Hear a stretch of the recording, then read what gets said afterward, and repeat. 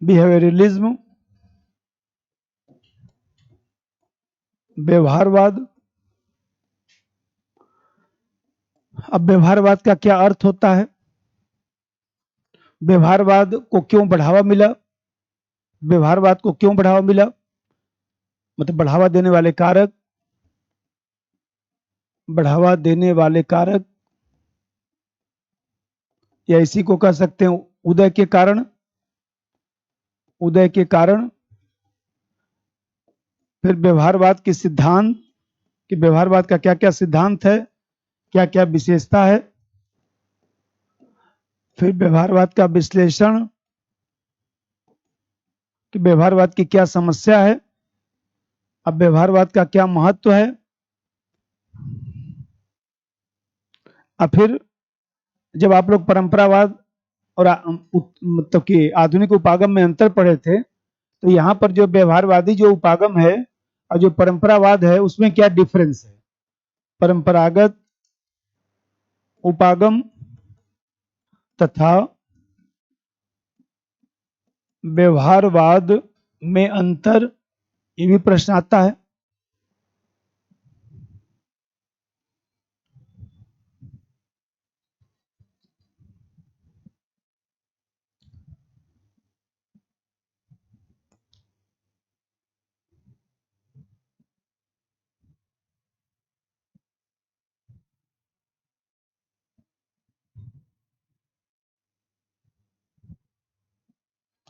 तो बिहेवियरलिज्म जो है ऐसे समझिए कि जो द्वितीय विश्व युद्ध के पहले जो परंपरावाद चल रहा था, उस परम बनाइए बनाइए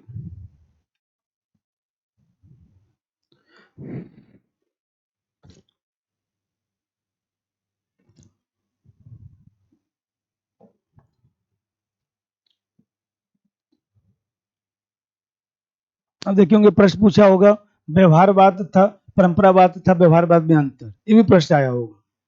जैसे प्रश्न आया होगा कि व्यवहारवादी उपागम के महत्व का आलोचनात्मक परीक्षण करें।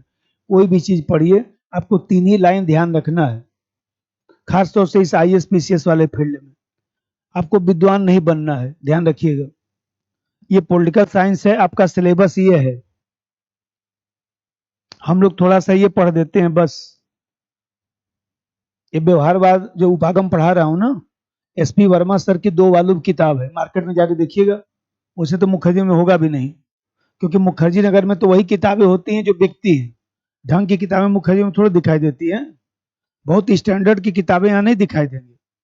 उपागम की किताब सबसे अच्छी किताब अभी तक इंडिया में जो है SP वर्मा सर की किताब है। हरे रंग की किताब होगी, इतनी मोटी किताब होगी, कम से कम जो है 1100-1200 पेज का।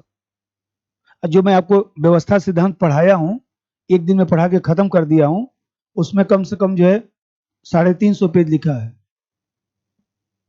तो 350 पेज जो लिखा है वो हम लोग को नहीं जानना है। वो सब MPhil करने वाले जो लोग हैं, चाहे मान लीजिए अपना PhD कर रहे हैं, वो लोग अपना पढ़ते रहते हैं। हम लोगों को किसी चीज के बारे में 3 ही लाइन जानना है। पहले तो पढ़ने का तरीका जो बताया था, सबसे पहला काम होना चाहिए सिलेबस याद होना चाहिए। इस सिलेबस को रट डालिए, ये जो सिलेबस है ना रट डालिए, क्योंकि जब मैं कुछ भी आपसे बोलूं, मान लीजिए हमने बोला, कितने लोग सिलेबस पढ़े हैं, सिलेबस देखे हैं? मतदान व्यवहार की प्रवृत्ति कहां पर लिखा है, खोज के दिखाइए। मतदान व्यवहार की प्रवृत्ति IGP में लिखा है ना, तो कम से कम इतना तो आइडिया लगा कि IGP में लिखा हुआ है। अब IGP में लिखा हुआ है तो मान लीजिए, सपोज करिए आपको सिलेबस याद होता, तो आप जो है क्या करते, अभी तक बता दिए होते ना, देख तो रहे हैं लेकिन खोज रहे हैं आप लोग। सिलेबस याद होता तो आप ऐसे दिखाते कि सर यहाँ पर लिखा हुआ है 10 नंबर टॉपिक में, दल प्रणाली में देखिए लिखा हुआ है, कहीं लिखा होगा निर्वाचक आचरण की प्रवृत्तियां। ये सिलेबस याद करने का बोल रहा हूं, कि कुछ भी मैं पूछूं, मान लीजिए मैं पूछा कि पड़ोसी देशों के साथ सीमा विवाद, इंडिया एंड, तो इंडिया एंड वर्ल्ड में लिखा है, तो कहां पर लिखा है, किस टॉपिक में, तो यहां पर है तो 3 नंबर में लिखा है ना लास्ट में। देखिए लिखा है ना इसमें, नदी जल विवाद, अवैध सीमा उत्प्रासन, निर्याति द्वंद, उत्प्लवन, सीमा विवाद। ऐसे याद होना चाहिए आपको सिलेबस। उससे क्या फायदा होगा, कुछ पेपर पत्रिका में निकलेगा तो आपको पता चलेगा कि हमारे सिलेबस का है कि नहीं। तो पहला काम तो इसी को, अपने इसमें से 2-3 लेते जाइए, कोई मना थोड़ी ना करेगा। 2-3 ले लीजिए। एक हमेशा अपने कॉपी में रख के लेके आया करिए, एक कमरे पर लगा दीजिएगा, एक और रख दीजिएगा, और रोज इसको ऐसे देखा करिए कहां पर क्या लिखा है। तो सिलेबस एक तो पढ़ लेना। दूसरा काम 10 साल का पेपर ले लीजिए, उसको देखा करिए कि उसमें पूछा क्या है, पलट पलट के ऐसे देखा जाता है। और तीसरा चीज है कि जो सिलेबस है वो पढ़ना है, और कुछ नहीं पढ़ना है, विद्वान नहीं बनना है। इसलिए क्योंकि भटक जाएंगे तो 3-4 साल के पहले इस फील्ड में निकल नहीं पाएंगे। इसलिए बार बार रोकता हूं कि यदि भटक गए ना, तो भटकने के बाद 3-4 साल तक आपको पता ही नहीं चलेगा, और जब पता चलेगा तो समय बहुत निकल जाएगा। इसलिए बोलता हूं कि भटकाव नहीं होना चाहिए। सिलेबस याद कर लीजिए पूरा, और चुपचाप अपना बोला हूं सिलेबस पढ़िए, कायदे से अपना नोट्स बनाइए बस। और अभी परीक्षा होगा अक्टूबर में, तो पेपर होगा ना, तब तक तो काफी पढ़ा दूंगा। पेपर ले लीजिएगा, अपना कापी रख लीजिएगा, ऐसे पलट के मिला लीजिएगा, आपको खुद भी आश्चर्य हो जाएगा। को कुछ नहीं पूछता, वो सिलेबस पूछता है। वो कहता है कि जो हमारा सिलेबस वो पढ़ के आइए चुपचाप। हम लोग क्या करते हैं, सिलेबस नहीं पढ़ेंगे, इधर उधर का चीज पढ़ना शुरू कर दें।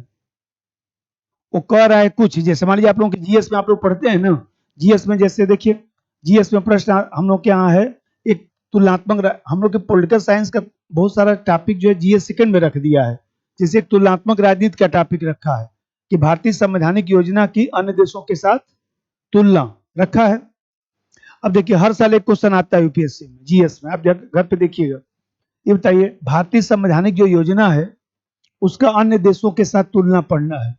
ये बताइए, भारत का जो राष्ट्रपति है तो अमेरिका के राष्ट्रपति से कैसे अलग है, ब्रिटेन के राजा से कैसे अलग है, फ्रांस के राष्ट्रपति से कैसे अलग है। ठीक, मान लीजिए भारत की संसदीय व्यवस्था ब्रिटेन से कैसे अलग है, न्यायिक पुनरावलोकन अमेरिका से लिया गया तो कैसे अलग है, मान लीजिए डीपीएसपी तत्व आयरलैंड से लिया गया तो कैसे अलग है। जैसे मान लीजिए हम लोग क्या जो पार्लियामेंट्री सिस्टम है ब्रिटेन से लिया गया तो कैसे अलग है। यही सब तो पढ़ना है कि जितना चीज है, जैसे स्पीकर का पद कहां से लिया गया, ब्रिटेन से। तो ब्रिटेन का जो स्पीकर है, वंस स्पीकर ऑलवेज स्पीकर का कंसेप्ट है, तो भारत के स्पीकर और ब्रिटेन के स्पीकर की तुलना पढ़ना है। हर साल क्वेश्चन आया हुआ है, अभी पिछले साल आया था वंस स्पीकर ऑलवेज स्पीकर की अवधारणा, जीएस में आईएएस में आया हुआ है। कौन सा खराब क्वेश्चन पूछा है। अब आप जो है जबरदस्ती का, यदि तुलना न पढ़ के आप अमेरिका का, ब्रिटेन का, फ्रांस का लगे संविधान पढ़ने की आपकी गड़बड़ी है ना। अब जैसे देखिए, अब इसमें कैसे पढ़ा जाएगा ये बताइए। अब इस समय अमेरिकी राष्ट्रपति का चुनाव चल रहा है, अमेरिकी राष्ट्रपति का चुनाव चल रहा है, तो अमेरिकी राष्ट्रपति के क्वेश्चन में इसमें आ सकता है, क्योंकि हमारे तुलनात्मक राजनीति का पार्ट हो गया। जैसे फ्रांस में राष्ट्रपति का चुनाव हो रहा था 1 साल 1.5 साल पहले, पूछा था क्वेश्चन, आईएएस में पूछा था फ्रांस के राष्ट्रपति के चुनाव, तो हम लोग आलोचना करना शुरू कर दिए कि अब तो फ्रांस के, अरे भाई जब तुलनात्मक लिख रखा है तो किसी देश में यदि चुनाव हो रहा है तो आपको पढ़ना चाहिए था ना कि किसी देश में चुनाव हो रहा है तो उसकी क्या प्रक्रिया राष्ट्रपति के चुनाव की है, कि फ्रांस के राष्ट्रपति के चुनाव और भारत के राष्ट्रपति के चुनाव में क्या डिफरेंस है। यही क्वेश्चन आया था, तो उसने कुछ नहीं किया, सिर्फ सिलेबस पूछा है। जैसे मान लीजिए एक आप लोगों क्या टॉपिक रखा है, जनप्रतिनिधि कानून, याद है जीएस सेकंड में जनप्रतिनिधि कानून रखा है ना। ये बताइए जनप्रतिनिधि कानून का मतलब चुनाव की व्यवस्था, कि चुनाव की व्यवस्था क्या है। तो जितना चुनाव से संबंधित बात है सब आपको पढ़ लेना चाहिए। कुल मिला के 20 बात है, वो 20 बात आपको पढ़ना है।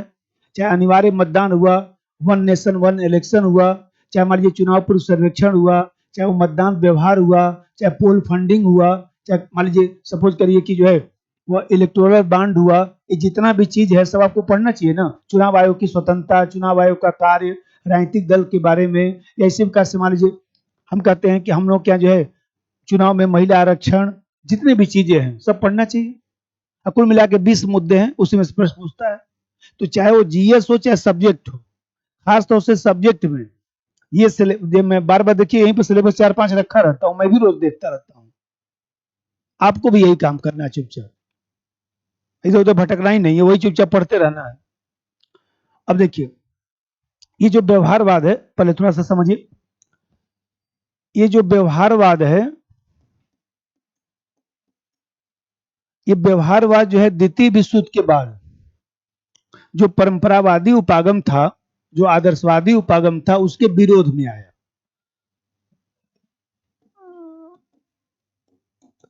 द्वितीय विश्व युद्ध के बाद परंपरावाद ब्रैकेट में आदर्शवाद के विरोध में आया, के विरोध में आया। अब देखिए विरोध में क्यों आया, ऐसे समझिए कि ये जो व्यवहारवाद है वो तथ्य को मानता है, तथ्य को मानता है, पहले समझिए तब भूमिका लिखिएगा। तथ्य को मानता है, और जो परंपरावाद है, ये जो परंपरावाद है वो मूल्य को मानता है। तो मूल्य का विरोध करेंगे तो क्या आएगा, तथ्य। तो मूल्य का विरोध करके जो है तथ्य पर बल देना शुरू कर दिया, और इसने ये कहा कि भाई मूल्य से तो आदर्श बनेगा। हम लोग को तथ्य की बात करना ही शुरू कर दिया, और तथ्य की बात करना शुरू कर दिया। तो बताइए तथ्य जो फैक्ट होता है, जिसे कल समझाया था ना एक कंसेप्ट, एक होता है ऑब्जेक्टिव, अब एक होता है सब्जेक्टिव। लिखिएगा मत, सुनते रहिए थोड़ा सा। ये जो है ऑब्जेक्टिव का मतलब वस्तुनिष्ठ, वस्तुनिष्ठ, और सब्जेक्टिव मतलब विषयनिष्ठ या आत्मनिष्ठ, आत्मनिष्ठ या व्यक्तिनिष्ठ, एक ही बात है। तो ये जो सब ऑब्जेक्टिव है वो तथ्य को मानता है, और सब्जेक्टिव किसको मानता है, मूल्य को मानता है। ये जो तथ्य है, ऑब्जेक्टिव ज्ञान कहां से आता है, तो प्राकृतिक विज्ञान से आता है। प्राकृतिक विज्ञान जो है ऑब्जेक्टिव नॉलेज है, और जो मानविकीय विषय है, जो मानविकीय विषय है, यह मानविकीय विषय जो है मूल्य पर बल देता है। तो ये जो ऑब्जेक्टिव है, ऑब्जेक्टिव मतलब वस्तु को देखकर ज्ञान प्राप्त करना। हम पंखा बोलेंगे, आप भी पंखा बोलिए, 2+2=4, तो 2+2=4। चाहे जर्मनी जाइए, चाहे हालैंड चले जाइए, सब जगह वही बोला जाएगा। लेकिन न्याय की अवधारणा भारत में अलग, और अमेरिका में अलग, पाकिस्तान में अलग।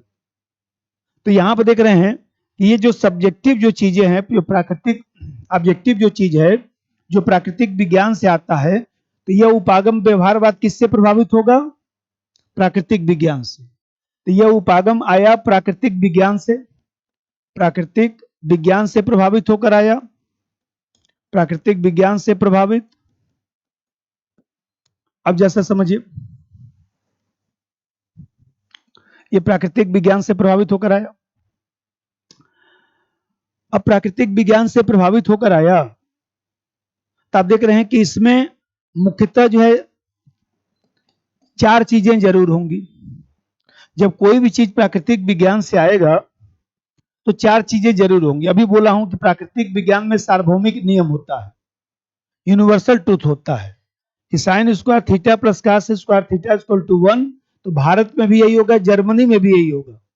जर्मनी में मैथ पढ़ाने के लिए अलग से कुछ किताब पढ़ के जाने की जरूरत नहीं है, यही मैथ वहां पर भी बच्चा लोगों को पढ़ा देंगे, कोई समस्या की बात नहीं है। तो यहां पर सार्वभौमिक नियम होगा, सार्वभौमिक नियम, यूनिवर्सल ट्रूथ की बात होगी। और दूसरा चीज है कि जब तथ्य को मानेगा तो वैज्ञानिक पद्धति की बात करेगा। इसका मतलब कि वैज्ञानिक पद्धति को राजनीति विज्ञान में लागू करेगा, वैज्ञानिक पद्धति को राजनीति विज्ञान में लागू करना, राजनीति विज्ञान में लागू करना, एक तो इसका एक पहलू होगा। अब जरा देखिए, ये जो साइंस है, फिजिक्स है, केमिस्ट्री है, जो भी चीजें हैं, ये अनुभविक विज्ञान के रूप में होता है। अनुभविक विज्ञान का मतलब कि हम कप का अनुभव कर सकते हैं, पंखे का अनुभव कर सकते हैं। स्वतंत्रता न्याय को अंतःकरण से समझ सकते हैं। हम कहें कि स्वतंत्रता को दिखाइए, कहां स्वतंत्रता को दिखा पाएंगे? मान लीजिए स्वतंत्रता की बात कर रहे हैं, मैं कर रहा हूं स्वतंत्रता को हमको दिखा दीजिए। अब बोले स्वतंत्रता देखने का चीज नहीं, समझिए बात को। तो यहां पर ये अनुभविक उपागम होगा, अनुभविक उपागम मतलब यथार्थवादी उपागम, ये रियलिस्टिक अप्रोच होगा, यथार्थवादी उपागम होगा। अब फिर मैं अभी बता रहा था कि जब ये फिजिक्स से प्रभावित है तो ऐसी दिशा में जो है अंतर अनुशासनात्मक उपागम के रूप में है। क्योंकि जब मैं बताया था कि जब राजनीति विज्ञान दूसरे विषय से प्रभावित होगा तो कहीं न कहीं अंतर अनुशासनात्मक उपागम के रूप में होगा। यह जो उपागम है वो अंतर अनुशासनात्मक, अंतर अनुशासनात्मक उपागम के रूप में होगा, इंटरडिसिप्लिनरी अप्रोच के रूप में होगा।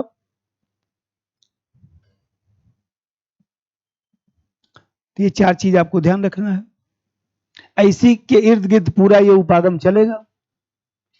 तो इसके देखने के नजरिए में क्या होगा भाई? उपागम का मतलब देखने का नजरिया। तो इसके देखने के नजरिए में क्या होगा? पहला चीज होगा कि ऐसा नजरिया जो सार्वभौमिक हो, जो सब लोग स्वीकार करें, ऐसा नजरिया जो वैज्ञानिक पद्धति को स्वीकार करता हो, कुछ कारण को स्वीकार करता हो। ये नहीं कि हम कह रहे हैं मानिए, क्यों माने? कुछ तर्क देंगे तब ना मानेंगे। और तीसरा चीज इंपिरिकल अप्रोच के रूप में होगा, रियलिस्टिक अप्रोच के रूप में होगा। और चौथा चीज कि इंटरडिसिप्लिनरी अप्रोच के रूप में होगा, विभिन्न विषयों से जोड़कर जो है चीजों को देखने का प्रयास कर रहा है। जैसे मान लीजिए अभी मैं बताया कि प्राकृतिक विज्ञान से प्रभावित है। तो ये जो व्यवहारवाद है उसका प्रारंभ जो है द्वितीय विश्व युद्ध के बाद जो भी अमेरिका के वैज्ञानिक थे, स्मिथ, टीबी स्मिथ, चाहे लासबेल, चाहे डेविड स्टर्न को लीजिए, जो व्यवस्था सिद्धांत दिया था, इन लोगों ने जो है इस व्यवहारवाद को विकसित किया। और अभी मैं बताया कि ये परंपरावाद जो चल रहा था, जिसमें अच्छा अच्छा बात किया जा रहा था, कुछ किया नहीं जा रहा था। द्वितीय विश्व युद्ध से पहले कि जो उपागम है उनको क्या बोलेंगे? परंपरावादी उपागम। तो इस परंपरावादी उपागम में क्या होता था? आदर्शवादी बात बस फेंका जाता था, किया कुछ नहीं जाता था। इन लोगों ने इस बात का विरोध किया कि नहीं, राजनीति विज्ञान में सिर्फ आदर्श बोलने से कोई फायदा नहीं है। यदि राजनीति विज्ञान को जीवंत बने रहना है तो उसको अनुभविक बनना पड़ेगा, उसको व्यवहारिक बनना पड़ेगा, और ऐसे सिद्धांत की रचना करनी पड़ेगी, ऐसा दृष्टिकोण विकसित करना पड़ेगा जिससे जो है एक निश्चित सिद्धांत दिया जा सके। मानव का व्यवहार का अध्ययन करके जो है एक निश्चित भविष्यवाणी किया जा सके। जैसे मान लीजिए साइंस में भविष्यवाणी किया जाता है ना भाई, साइंस में भविष्यवाणी किया जाता है ना। जैसे मान लीजिए जो हम लोग टेस्ट करते थे 9th-10th में लिटमस पेपर वाला, कि एसिड है मतलब कि अम्ल है कि क्षार है, कुछ होता था ना, उसे लगा के हम लोग टेस्ट करते थे। जैसे मान लीजिए एक पोस्ट ऑफिस वाला प्रयोग होता था, हम तो भूल गए सब। आप लोग 11th में किए होंगे ना, 11th-12th में एक पोस्ट ऑफिस वाला नहीं होता था कि जैसे फोन है तो फोन का तार टूट जाता है, तो फोन का तार कितनी दूर पे टूटा हुआ है वो हम लोग प्रयोग करके बता देते थे कि ये 100 मीटर पर टूटा हुआ है। नहीं याद आया? अच्छा, हम लोग क्या था, तो ये सब जो था तो उसमें क्या होता था कि जो फोन लगा रहता था उसको कहीं से तार तोड़ देता था टीचर, जाकर बीच से काट देता था, और काट कर और फिर हम लोगों को जो है वो प्रयोग जैसे मान लीजिए करना होता था कि आप बताइए कहाँ पर तार टूटा हुआ है। तो हम लोग गुणा भाग कर और के अपना सेट ओट करके उसको बताते थे कि 98 मीटर की दूरी पर टूटा हुआ है। फिर इंची टेप लेकर नपाता था कि कितना मीटर पर टूटा, तो चलिए 98-99 आ जाता था तो सही, ये होता था। और दूसरी बात है कि हम लोग जो है किसी बच्चे को पहले ही जाके पता करवा लेते थे, जाके देख लो सर कहाँ तार तोड़ के आए हैं क्योंकि कहीं गलत ना निकल जाए। वो तो मान लीजिए दूसरी बात है, लेकिन वो एक्यूरेसी उसमें रहती थी। तो यहां पर ये उपागम इसी उपागम के इर्द गिर्द पूरा घूमता है। भूमिका लिखिए। व्यवहारवाद का प्रारंभ द्वितीय विश्व युद्ध के बाद, व्यवहारवाद का प्रारंभ द्वितीय विश्व युद्ध के बाद अमेरिकी राजनीतिक वैज्ञानिकों अमेरिकी राजनीतिक वैज्ञानिकों अमेरिकी राजनीतिक वैज्ञानिकों टीबी स्मिथ,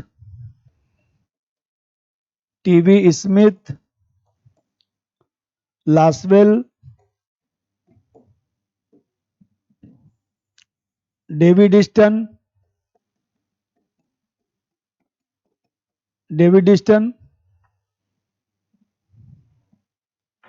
ईस्टन आदि द्वारा विकसित किया गया।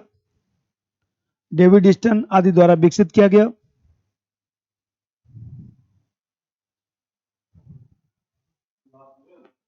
लासवेल,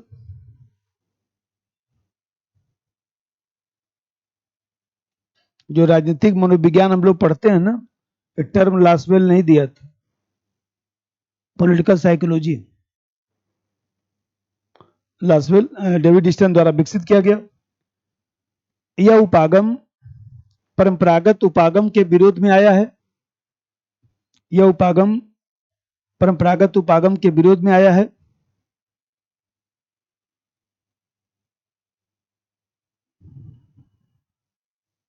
परंपरागत उपागम के विरोध में आया है। इसके अनुसार राजनीति विज्ञान को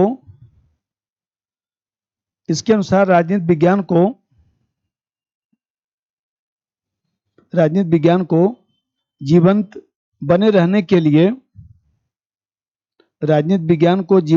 रहने के लिए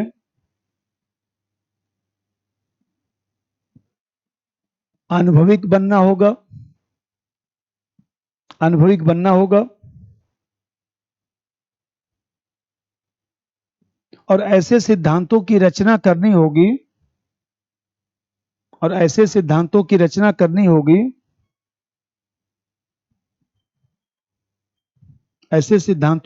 करनी होगी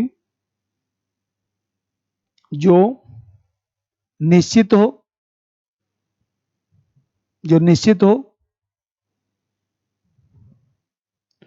राजनीतिक घटनाओं की भविष्यवाणी कर सके राजनीतिक घटनाओं की भविष्यवाणी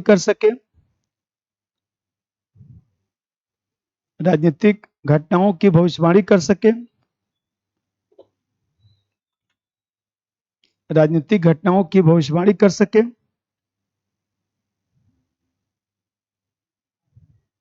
इस तरह यह उपागम राजनीति विज्ञान को प्राकृतिक विज्ञान बनाना चाहता है। इस प्रकार यह उपागम राजनीति विज्ञान को प्राकृतिक विज्ञान के समान दर्जा देना चाहता है। यह उपागम राजनीति विज्ञान को प्राकृतिक विज्ञान के समान दर्जा देना चाहता है।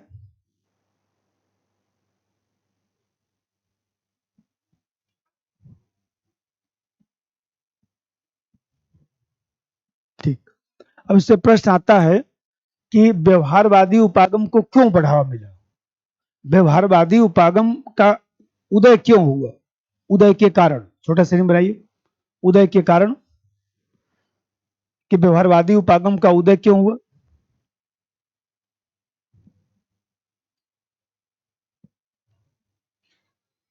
अब पहला चीज देखिए,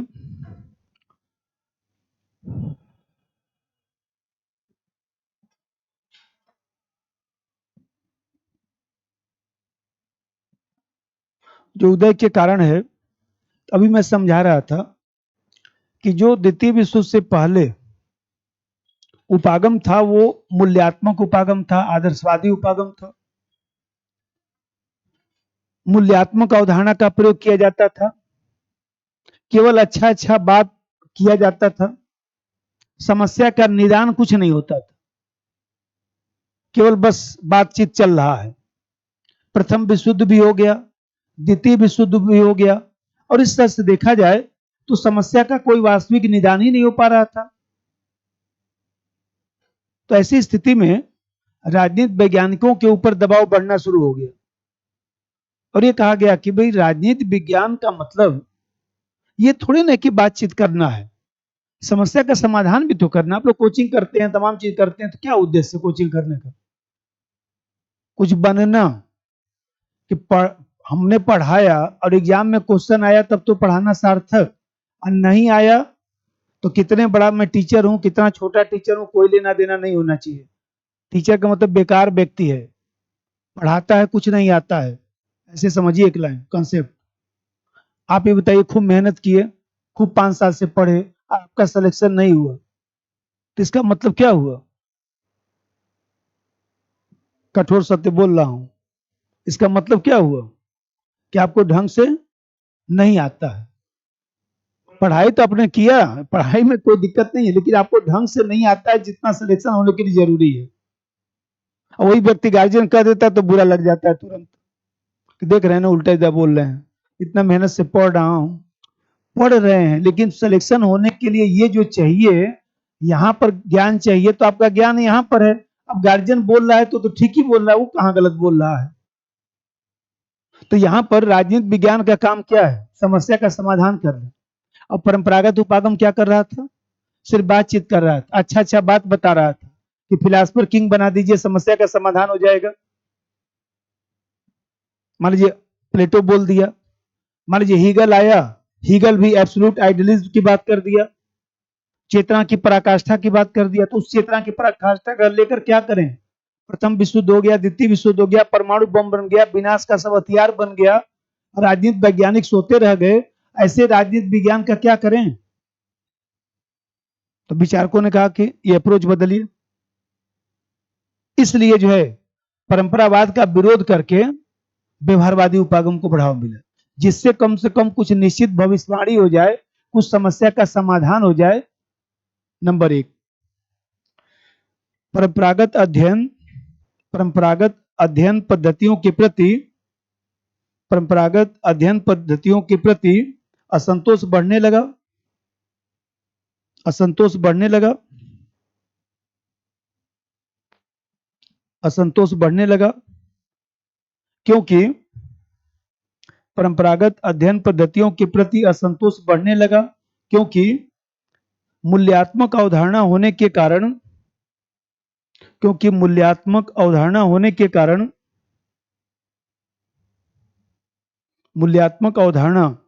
कारण समस्याओं का वास्तविक निदान नहीं हो पा रहा था।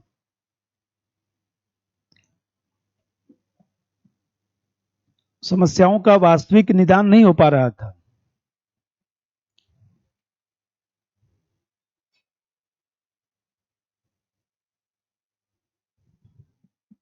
समस्याओं का वास्तविक निदान नहीं हो पा रहा था। जैसे प्रथम और द्वितीय विश्व युद्ध भी हो गया, जैसे प्रथम और द्वितीय विश्व युद्ध भी हो गया, जैसे प्रथम और द्वितीय विश्व युद्ध को नहीं रोका जा सका, ऐसे लिख दीजिए, जैसे प्रथम और द्वितीय विश्व युद्ध को नहीं रोका जा सका,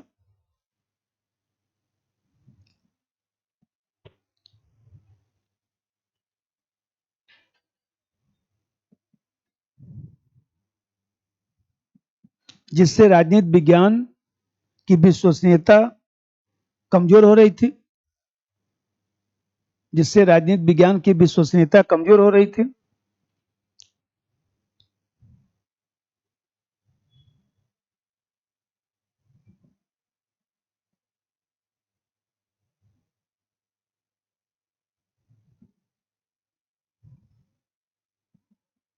दूसरा बात देखिए, पहला तो फैक्टर ये रहा, भाई कोई चीज आया तो क्यों आया, ये समझिए कि परंपरावाद के बाद व्यवहारवादी उपागम को क्यों बढ़ावा मिला।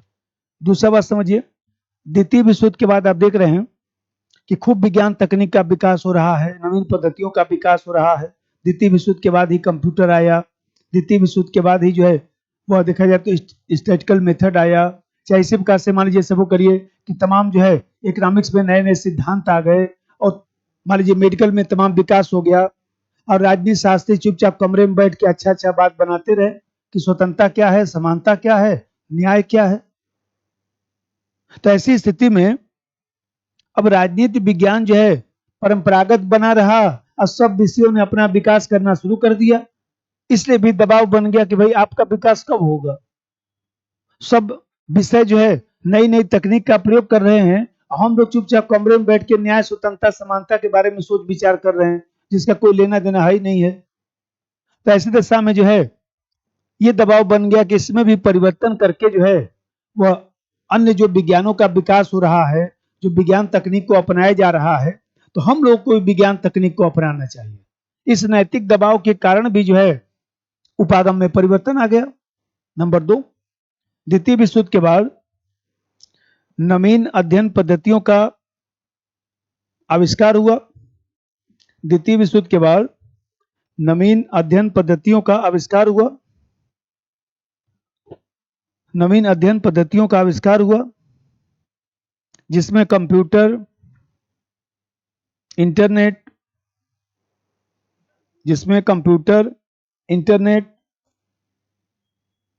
सांख्यिकी विधि, सांख्यिकी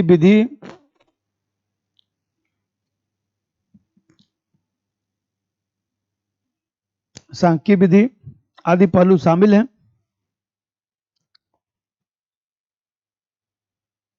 जबकि राजनीति विज्ञान परंपरागत बना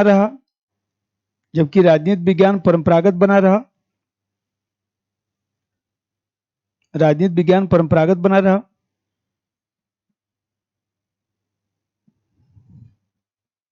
अतः अन्य विषयों के दबाव के कारण उपागम में परिवर्तन किया गया।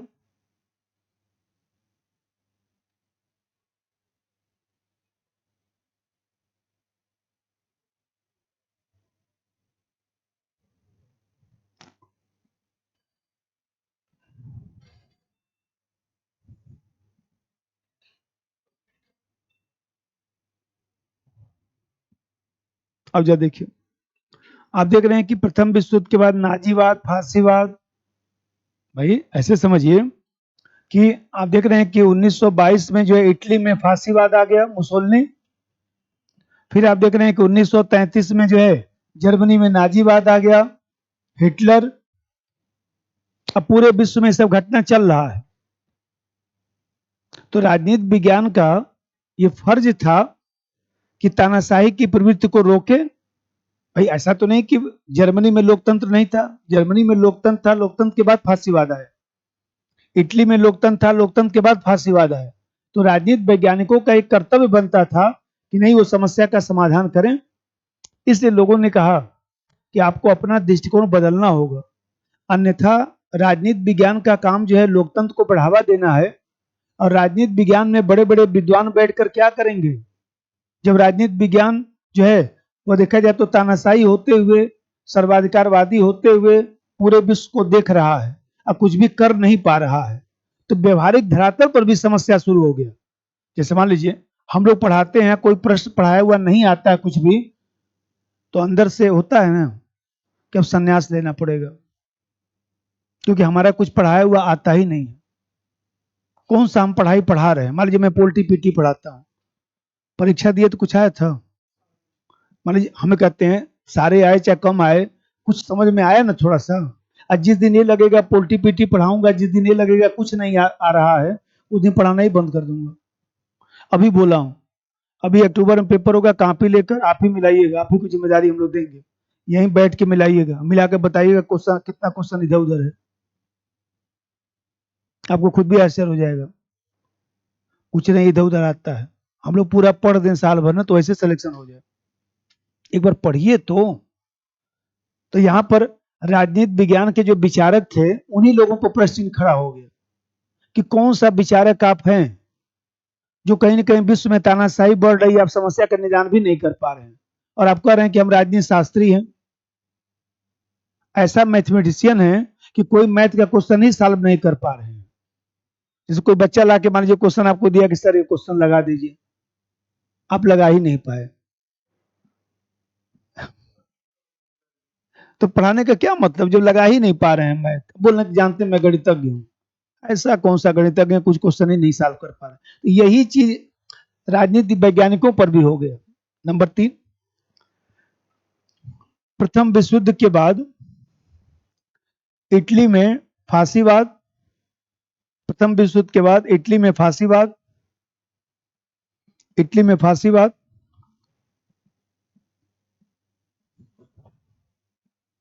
इटली में फांसीवाद ब्रैकेट में 1922, इटली में फांसीवाद, तथा 1933 में जर्मनी में नाजीवाद को बढ़ावा मिला, जर्मनी में नाजीवाद को बढ़ावा मिला।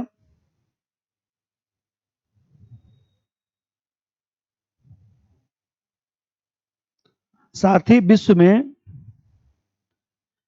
एकाधिकारवादी प्रवृत्तियों का उदय हो रहा था, साथ ही विश्व में एकाधिकारवादी आब्लिक सर्वाधिकारवादी, एक ही बात है, सर्वाधिकारवादी प्रवृत्तियों को बढ़ावा मिल रहा था।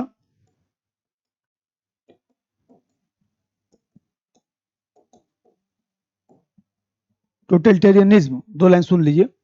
एकाधिकार सर्वाधिकारवाद का मतलब होता है सब कुछ राज्य के अधीन, लिखिएगा मत, सब कुछ राज्य के अधीन।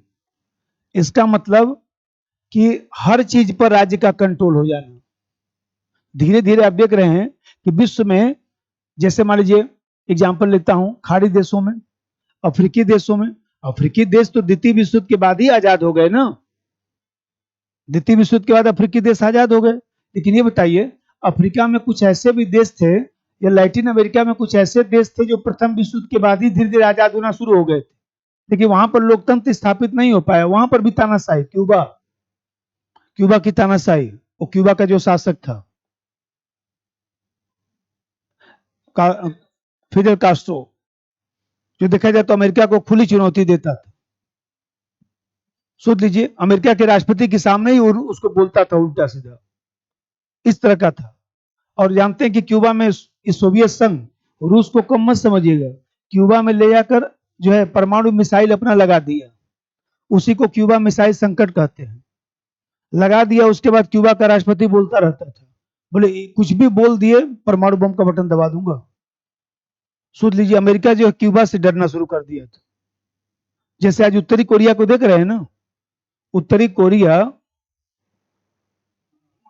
किम जोंग उन, अमेरिका के किसी राष्ट्रपति की मजाल है कुछ बोल दे उत्तरी कोरिया के बारे में, बोलता कुछ भी बोल दे फेंक दूंगा 2-4। और देखिए, जापान के ऊपर से मिसाइल ले आके समुद्र में परीक्षण करता है। सोच लीजिए, ये जापान है, जापान के ऊपर से उसका परमाणु मिसाइल जा रहा है, कहीं गिर जाएगा तो सोच लीजिए। जापान, जापान विश्व की जो है दूसरी बड़ी अर्थव्यवस्था है ना, तीसरी, हाँ तीसरी बड़ी अर्थव्यवस्था है जापान, तीसरी बड़ी अर्थव्यवस्था। सोच लीजिए, तीसरी बड़ी अर्थव्यवस्था का ये हाल कर रखा है कि चैन से रात में लोग सो भी नहीं सकते। परमाणु बम यहां से फेंका, मान लीजिए बीच में गिर गया, सोच लीजिए सब पैसा रुपया इनका रखा ही रह जाएगा। तो यहां पर सब कुछ राज्य के अधीन, इसका मतलब परिवार पर नियंत्रण, व्यक्ति के व्यक्तित्व पर नियंत्रण, मान लीजिए राजनीतिक व्यवस्था पर नियंत्रण, समाज व्यवस्था पर नियंत्रण, सब जगह राज्य का नियंत्रण हो जाना। सोवियत सिस्टम भी ऐसे ही था। और फिर आप देखते हैं कि सब कुछ राज्य के अधीन हो जाना, इसका मतलब ये हुआ कि राज्य ही जो है साध्य हो गया। और यहां पर देख रहे हैं कि जो व्यक्ति है, व्यक्ति जो है साधन के रूप में कार्य कर रहा है। हम लोग साधन बन गए और राज्य ही साध्य बन गया। जैसे अभी भारत की जो स्थिति चल रही थी, अब तो थोड़ा गठबंधन सरकार हो गया, थोड़ा कंट्रोल हो गया, लेकिन जो स्थिति चल रहा था इधर ही हम लोग जा रहे थे। देखिए, खाने पीने, सोने, कपड़ा पहनने, सब चीज पर धीरे धीरे राज्य का नियंत्रण होना शुरू हो गया था। तो ये लोकतंत्र थोड़ी ना है कि हम अपने मन से कपड़ा भी ना पहन सके, अपने मन से खा भी ना सके, अपने मन से कहीं घूमने भी जा ना सके, हम अपने मन से कुछ बोल भी ना सके। तो यहां पर देख रहे हैं विश्व में एकाधिकारवादी आब्लिक सर्वाधिकारवादी प्रवृत्तियों को बढ़ावा मिल रहा था, प्रवृत्तियों को बढ़ावा मिल रहा था।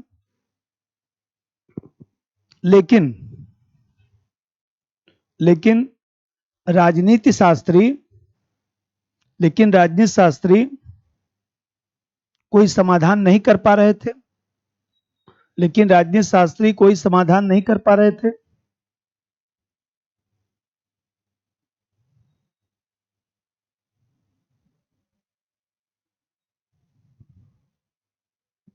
कोई समाधान नहीं कर पा रहे थे। अब जैसे देखिए चौथा कारण समझिए। अब देख रहे हैं कि द्वितीय विश्व युद्ध के बाद अमेरिकी विद्वानों द्वारा जो है समस्या के निदान के लिए मनोविज्ञान का सहारा लिया गया। अब मनोविज्ञान का सहारा लिया गया और अमेरिकी वैज्ञानिकों ने कहना शुरू कर दिया कि यदि हम शासक के मनोविज्ञान को समझ लें, शासक के मनोविज्ञान को समझ लें, तो हम लोग निश्चित भविष्यवाणी कर सकते हैं कि ट्रंप साहब क्या करेंगे, मोदी साहब क्या करेंगे। तो ऐसी स्थिति में जब इस तरह का जब वो लोग अध्ययन करना शुरू कर दिए, तब राजनीतिक वैज्ञानिकों को लगा कि हम लोगों को भी मनुष्य को इकाई बनाकर कहीं ना कहीं जो है व्यवस्था का अध्ययन करना चाहिए। अभी तक क्या होता था? अभी तक परंपरागत उपागम में क्या होता था? राजा कैसा होना चाहिए, राज्य कैसा होना चाहिए, सरकार कैसी होनी चाहिए, व्यवस्था कैसा होना चाहिए, इसी पर हम लोग ध्यान केंद्रित कर रहे थे। अब हम लोग को लगा कि ये राजा, राज्य और सरकार को छोड़कर व्यक्ति को मूल इकाई मानना चाहिए। व्यक्ति को जो है मूल इकाई माना जाए और इसको आधार बनाकर अध्ययन करना चाहिए, जिससे हम लोग निश्चित भविष्यवाणी कर सकें, क्योंकि राजा तो बदलता रहेगा। इसके कारण भी जो है उपागम में परिवर्तन आ गया, क्योंकि यहां पर देख रहे हैं कि ये जो आदर्शवादी उपागम है, भाई ये जो आदर्शवादी उपागम होता है, तो आदर्शवादी उपागम, परंपरावादी उपागम, परंपरावाद, तो परंपरावाद में राज्य क्या था? बोलिए, साध्य। अब व्यक्ति साधन था, व्यक्ति साधन था, तो हम लोगों को ये अप्रोच बदलना पड़ गया। व्यक्ति को साध्य समझना हो गया और राज्य को साधन समझना शुरू कर दिया हम लोग। व्यक्ति को मूल इकाई मानना शुरू कर दिए कि व्यक्ति का अध्ययन करिए, व्यक्ति के मनोविज्ञान को जानकर बाकी भविष्यवाणी किया जा सकता है। नंबर 4, द्वितीय विश्व युद्ध के बाद अमेरिकी विद्वानों द्वारा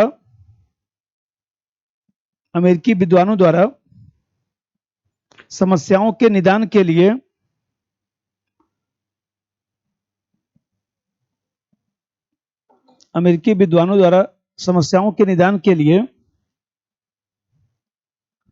मनोविज्ञान का सहारा लिया गया। समस्याओं के निदान के लिए मनोविज्ञान का सहारा लिया गया।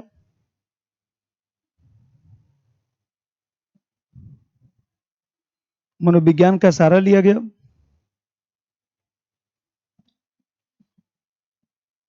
और माना गया कि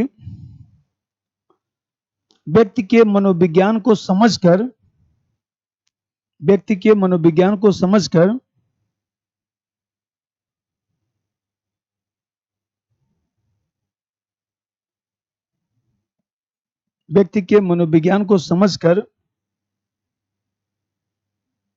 भविष्यवाणी की जा सकती है।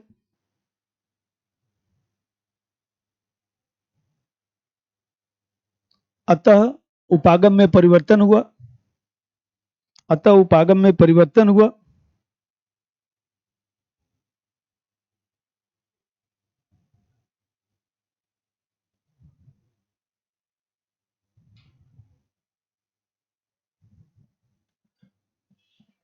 पांचवा बात समझिए। आप देख रहे हैं कि द्वितीय विश्व युद्ध के बाद शीत युद्ध को बढ़ावा मिला। भाई द्वितीय विश्व युद्ध के बाद एक तरह से देख रहे हैं कि सेकेंड वर्ल्ड वार के बाद जो है कोल्ड वार आ गया, शीत युद्ध आ गया। और शीत युद्ध आ गया तो पूरा विश्व जो है दो खेमे में बट गया। एक तरफ जो है अमेरिका हो गया, ये पूंजीवादी खेमा हो गया। दूसरा जो है वह यूएसएसआर हो गया, साम्यवादी खेमा हो गया। अब फिर आप देख रहे हैं किसी में गुट निरपेक्ष आंदोलन वाले भी आ गए, नॉन अलाइनमेंट मूवमेंट वाले भी आ गए, और इस तरह से पूरी जो विश्व व्यवस्था है ये जटिल बन गई, पूरी विश्व व्यवस्था जटिल बन गई, पूरे विश्व में गुटबंदी चलना शुरू हो गया। और अभी मैं बता रहा था कि परंपरागत उपागम वाले क्या कर रहे थे, परंपरागत उपागम वाले जो है वह सिर्फ राज्य का अध्ययन और सरकार का अध्ययन कर रहे थे। अब ये जो जटिलता है, इस जटिलता का अध्ययन सिर्फ राज्य और सरकार का अध्ययन करने से नहीं समझ में आएगा, इसलिए लोगों का अपना सोच बदलना पड़ गया कि नहीं, हम लोग को सोच अपना, जैसे मान लीजिए एक बार फेल हुए, 2 बार फेल हुए, 3 बार फेल हुए, तो समझदार व्यक्ति क्या करता है, नए सिरे से तैयारी करेगा। जितना पुराना अबाड़ कबाड़ नोट्स है पहले तो लेके कहीं दे देगा, फेंक देगा उसमें, यही पढ़ रहा हूं, कुछ हो ही नहीं रह पा रहा है, क्या मतलब है इसको, नए सिरे से तैयारी शुरू करेगा, क्योंकि वही फिर पुराना ढर्रा से चलेगा, फिर वही होना है, ज्यादा परिवर्तन तो होना नहीं, अब नए सिरे से पढ़ेगा, कायदे से मौलिक किताब लाएगा, कायदे से एनसीईआरटी पढ़ेगा, बेस बनाएगा, फिर नए सिरे से नोट्स बनाएगा जिससे क्वेश्चन हमारा आए। हम भी तो मान लीजिए पोलिटी पढ़ाते हैं, आप लोगों को पढ़ाते हैं जैसे पॉलिटिकल साइंस में तो ज्यादा कुछ बदलना है नहीं, केवल आईजीपी और आईआर में चेंज होना है, लेकिन पोलिटी पीटी हम लोग पढ़ाते हैं तो आप जो कोई 5 साल पहले पढ़ा होगा उसका नोट्स देख लीजिए, इस साल जो पढ़ाया उसका नोट्स देख लीजिए, 25% का डिफरेंस होगा, क्योंकि आजकल के क्वेश्चन टेक्निकल आते हैं, 5 साल पहले टेक्निकल क्वेश्चन नहीं आता था, आजकल का क्वेश्चन कॉमन सेंस पर आता है, तो कॉमन सेंस बनाने के चक्कर में ज्यादा बोलना पड़ता है, तो आप देख रहे हैं वो तो बदलना पड़ेगा ना आपको।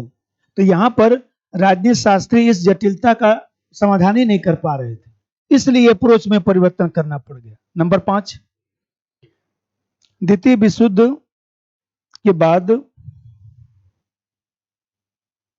द्वितीय विश्व युद्ध के बाद विश्व वातावरण में शीत युद्ध की परिस्थिति आ गई, शीत युद्ध की परिस्थिति आ गई, शीत युद्ध की परिस्थिति आ गई, जो जटिल अवधारणा थी,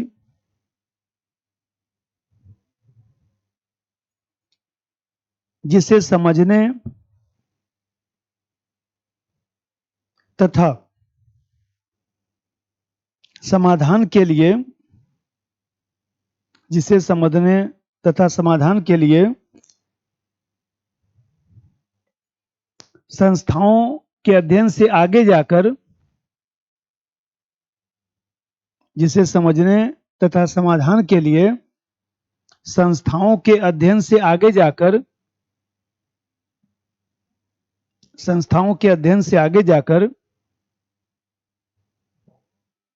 नवीन अध्ययन पद्धतियों को शामिल किया गया, नवीन अध्ययन पद्धतियों को शामिल किया गया,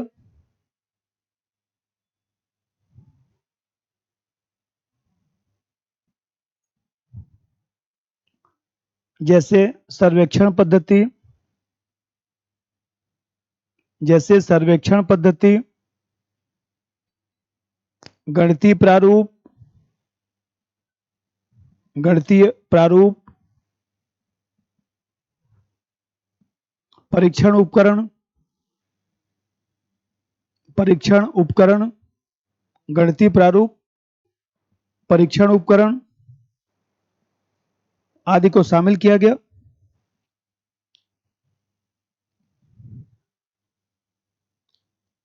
जिससे अध्ययन वस्तुनिष्ठ बन सके, जिससे अध्ययन वस्तुनिष्ठ बन सके, जिससे अध्ययन वस्तुनिष्ठ बन सके, जिससे अध्ययन वस्तुनिष्ठ बन सके,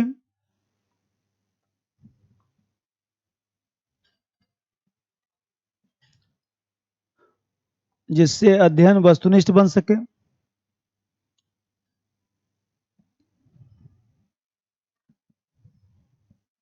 अब जानते हैं कि उस समय ग्राहम वालास, चाहे Lasswell, human nature in politics, जो ग्राहम वालास की जो पुस्तक है, एक विचारक था बेंटले। तो बेंटले ने जो किताब लिखा था द प्रोसेस ऑफ गवर्नमेंट, तो उसने भी समझाया कि प्रोसेस ऑफ गवर्नमेंट, किताब में उसने ये बताया कि वास्तव में सरकार का जो तरीका है कार्य करने का, उसको हम लोग को समझना पड़ेगा। तभी अब समझ पाएंगे कि जो है सरकार निर्णय क्यों ऐसा ले रही है। जैसे मान लीजिए, ये बताइए, आज भी तो देखिए सरकार में बैठे हुए जो व्यक्ति हैं उसमें 95% व्यक्ति कौन है? इलीट क्लास के हैं। कोई उसमें गांव के व्यक्ति का प्रतिनिधित्व नहीं है जो बोल सके कि भाई ये बताइए कि इतना हम लोग का विकास हो रहा है, कभी आप लोग गांव के बारे में सोचेंगे? गांव के आसपास जो यूनिवर्सिटी है उसके बारे में सोचेंगे? कभी गरीब व्यक्ति के पढ़ाई लिखाई के बारे में सोचेंगे? वहां कोई बोलने वाला नहीं है। भाई बताइए, जो बच्चा पढ़ने में अच्छा है, यूनिवर्सिटी में मान लीजिए कोई बच्चा जो है सीयूईटी का एग्जाम है, सीयूईटी के एग्जाम में मान लीजिए बच्चे ने टॉप कर दिया, ऊपर से 1 से लेकर 10 तक जो बच्चे हैं उनका कितना पैसा लगना चाहिए? माफ होना चाहिए। अभी क्या सिस्टम है? पूरा पैसा लगेगा। तो ये बताइए उस बच्चे को सीयूईटी का एग्जाम टॉप करने से क्या फायदा हुआ? मैं तो कितने बच्चों को जानता हूं, बिहार के ऐसे बच्चे हैं जो यहाँ पर सेंट स्टीफेंस कॉलेज में एडमिशन हुआ था लेकिन फीस नहीं जमा कर पाए, ऐसे बच्चे हैं। इसलिए वो बेचारे भागलपुर यूनिवर्सिटी में पढ़ रहे हैं। बच्चे का एडमिशन हो गया लेकिन न तो यहाँ पर हॉस्टल मिला, और न तो फीस जमा करने की स्थिति में है, और न तो बैंक वाला लोन दिया। भाई जितने बच्चों का पता चला उतने बच्चों का मान लीजिए सपोर्ट करिए कुछ हेल्प तो किया गया। जो हम लोग का ग्रुप है थोड़ा बहुत, उससे हम लोग, जैसे हमारे जो मित्र दोस्त हैं, एक देखिए खालसा कॉलेज में मनुचा जी हैं, हमारे साथ पढ़े हुए हैं, हेड ऑफ डिपार्टमेंट है पॉलिटिकल साइंस के। तो वो उनकी आदत है कि ऐसे बच्चों की लिस्ट बनाते हैं और वहां फोन करके खुद ही पूछते हैं कि बाबू तुमको फीस दे लोगे कि नहीं, कोई समस्या तो नहीं, ये बताना। तो हम लोग चंदा जुटा लेंगे और सब लोगों से पूरा एक ग्रुप बना है जिसमें कम से कम जो है 3,500-4,000 लोग हैं उस ग्रुप में। सब लोग नौकरी पेशा वाले व्यक्ति हैं। तो सब लोग 1,000, 2,000, 3,000, 5,000 सब लोग इकट्ठा कर देते हैं, अब बच्चा लोगों का फीस जमा होता है। इतना बढ़िया वो कार्य करते हैं, तो हम लोग बोलते हैं बहुत बढ़िया आप कार्य कर रहे हैं। तो वही लिस्ट बनाए, लिस्ट बना के बताए कि बच्चे कुछ छूट गए, बच्चों का जो फोन नंबर मिलाया तो बात ही नहीं हो पाई। अब बाद में जो है पता चला कि वो बच्चा जो है पैसा जमा करने की स्थिति में नहीं था, उसका एडमिशन नहीं हो पाया, डेट निकल गया। ये बताइए कि चार्ल्स मेरियम एक विचारक है। तो चार्ल्स मेरियम ने जो किताब लिखा था new aspect of a political system, तो न्यू एस्पेक्ट में उसने लिखा था चार्ल्स मेरियम ने कि वास्तव में जो पॉलिटिकल सिस्टम काम कर रहा है उसके सोचने समझने का दृष्टिकोण ही अलग है। वो कभी धरातल पर जाकर सोचता ही नहीं है। फिर आप जानते हैं कि इसी से एक शिकागो स्कूल का विकास हुआ था। ये जो व्यवहारवादी है ना, इनके विचारकों का जो समूह है उसको शिकागो स्कूल कहा जाता है। तो शिकागो स्कूल में ये सब विचारक जो है अपना विचार देते थे। जैसे फ्रैंकफर्ट स्कूल एक नाम सुने होंगे, तो फ्रैंकफर्ट स्कूल का मतलब मार्क्सवादी। जितने मार्क्सवादी विचारक हैं तो मार्क्सवादी विचारकों के समूह को फ्रैंकफर्ट स्कूल कहा जाता है। जो व्यवहारवादी विचारक हैं उनको जो है शिकागो स्कूल कहा जाता है। स्कूल मतलब विचार। इस तरह से देखा जाए तो इन लोगों ने विचार दिया और उन्हीं सब विचारों से जो है अभी मैं बताया कि व्यवहारवाद को बढ़ावा मिला। एक इसी तरह से हर्बर्ट साइमन है जो आप लोग पब्लिक में पढ़ते हैं, अब तो सिलेबस में है नहीं। तो हर्बर्ट साइमन ने भी किताब लिखा था एडमिनिस्ट्रेटिव बिहेवियर। तो जो एडमिनिस्ट्रेटिव बिहेवियर था उसमें बताया कि वास्तव में प्रशासन का व्यवहार कैसा होता है और कैसा व्यवहार होना चाहिए। तो इन सब विचारकों ने जो है व्यवहारवाद को बढ़ावा देने में योगदान दिया। 4-5 हो गया, 3 लाइन जगह छोड़िए, एक और लिखिएगा नोट्स में से। उदय के कारण लिखा होगा, तो उदय के कारण लिखा होगा तो एक और नोट कर लीजिएगा, बस 4 लाइन जगह छोड़िए, ज्यादा नहीं। अब यहां पर चलिए सिद्धांत, व्यवहारवाद का सिद्धांत। व्यवहारवाद का सिद्धांत, थ्योरी का नोट लिख दीजिएगा। व्यवहारवाद का सिद्धांत,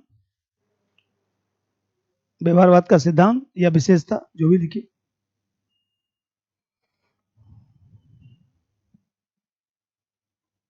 तो व्यवहारवाद के 8 सिद्धांत हैं। अब कभी 60 नोट्स आएगा तो केवल पॉइंट लिख दीजिएगा, 250 वर्ड में आएगा तो व्याख्या लिख दीजिएगा, 250 वर्ड में आएगा तो व्याख्या लिख दीजिएगा, बस इतना ही चीज है। अब इसमें जो है एक कारण लिखा हूं,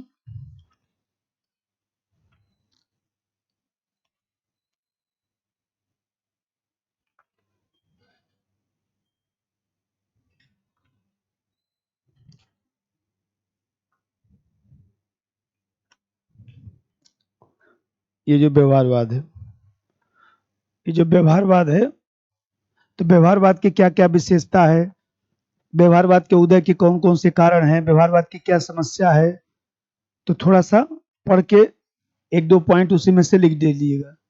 4-5 लिखवा दिया हूं ना, लेकिन एक और लिखिएगा, इसी में लिखा है।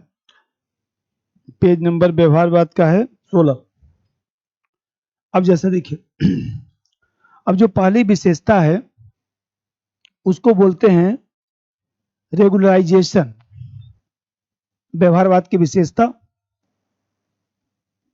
व्यवहारवाद की विशेषता या सिद्धांत एक ही बात है।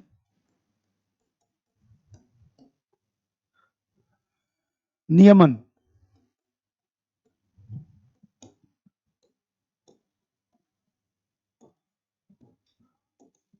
रेगुलराइजेशन,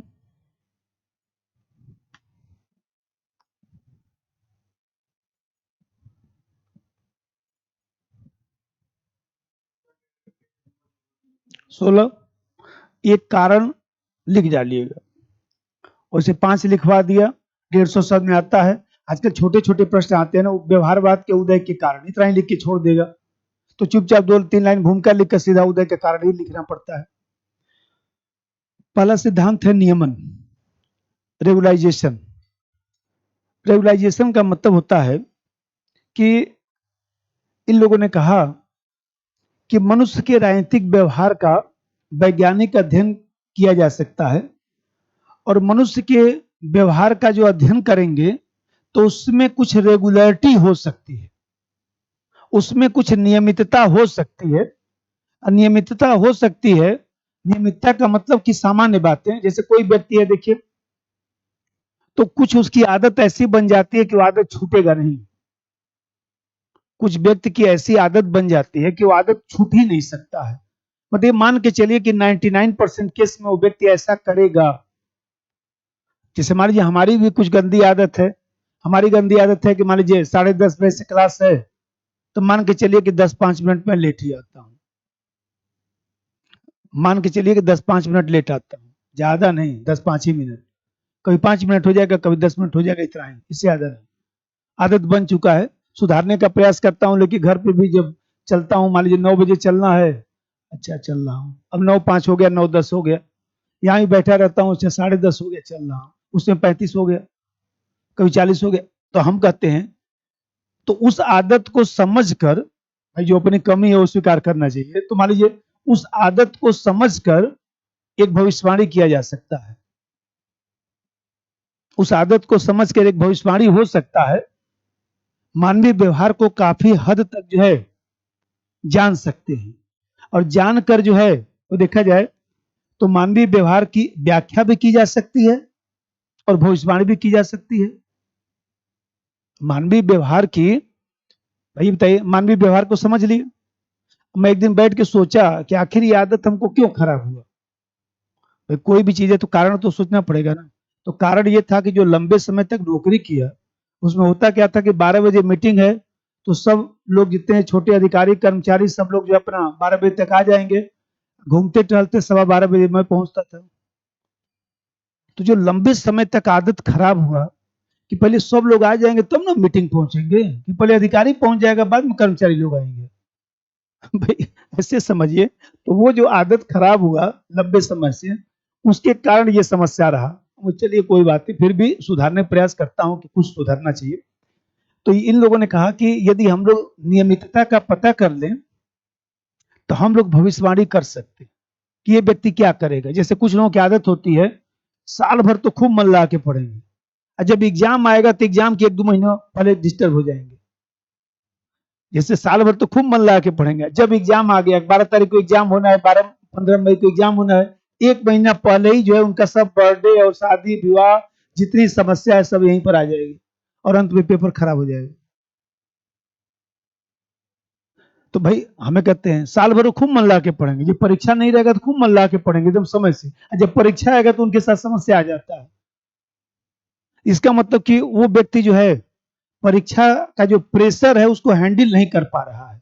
कितने लोग देखिए परीक्षा भवन में जाते हैं और जाके पेपर खराब कराते हैं, आता हुआ क्वेश्चन भी गलत लगाते हैं, ऐसे भी लोग आपको मिल जाएंगे। नॉर्मल उनसे बात करेंगे, नॉर्मल पेपर वो बढ़िया सॉल्व करते हैं, एग्जामिनेशन में वो गड़बड़ कर देते हैं क्योंकि उस समय का वो प्रेशर बर्दाश्त नहीं कर पाते हैं। पेपर मिला नहीं, कितने लोग देखिए ऐसे हाथ कांपना शुरू कर देता है। अब पता चले कि गोला भर रहे हैं, 4 गोला ऐसे भर रहे हैं, एबीसीडी का ए है, बी है, सी है, ये आंसर लगाए हुए हैं, फिर भी देखिए ऐसे ऐसे करते हुए बी भरा गया। तो मान लीजिए हम कहते हैं कि उनकी क्या गलती है, वो उनको उसमें सुधार करना पड़ेगा। उनके बारे में भविष्यवाणी किया जाता है, पढ़िए मत, प्रैक्टिस करिए चुपचाप, क्योंकि आपको पढ़ने उड़ने से कोई फायदा नहीं है। आप खूब पढ़ाई पढ़ लिए हैं, आपको प्रैक्टिस चाहिए जिससे वहां पर एक का गोला ए भर लीजिए कम से कम। लिख दीजिए नियमन में, मनुष्य के राजनीतिक व्यवहार का यदि वैज्ञानिक अध्ययन किया जाए, मनुष्य के राजनीतिक व्यवहार का यदि वैज्ञानिक अध्ययन किया जाए, वैज्ञानिक अध्ययन किया जाए तो उसमें नियमितताओं के आधार पर, तो उसमें नियमितताओं के आधार पर, नियमितताओं के आधार पर रेगुलरिटीज, नियमितताओं के आधार पर सामान्य पहलुओं को देखा जा सकता है, सामान्य पहलुओं को देखा जा सकता है।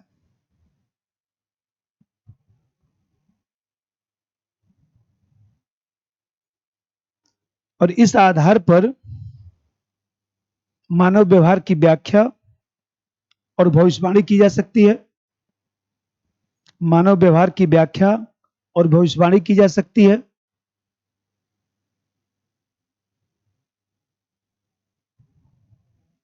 मानवीय व्यवहार की व्याख्या और भविष्यवाणी की जा सकती है।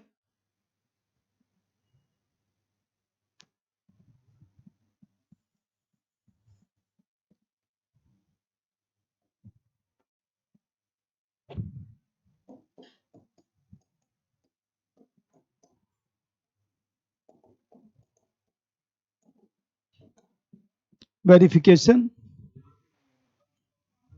आदत, नियमितता मतलब आदत, जिसमें अपना एग्जाम्पल तो दिया कि 10 बजता रहेगा यहीं बैठा रहूंगा तब भी 5 मिनट लेट कर दूंगा, वो आदत हो गया खराब। तभी लोग बोलेंगे अगर ऐसा 10-5 हो गया चल रहा हूं।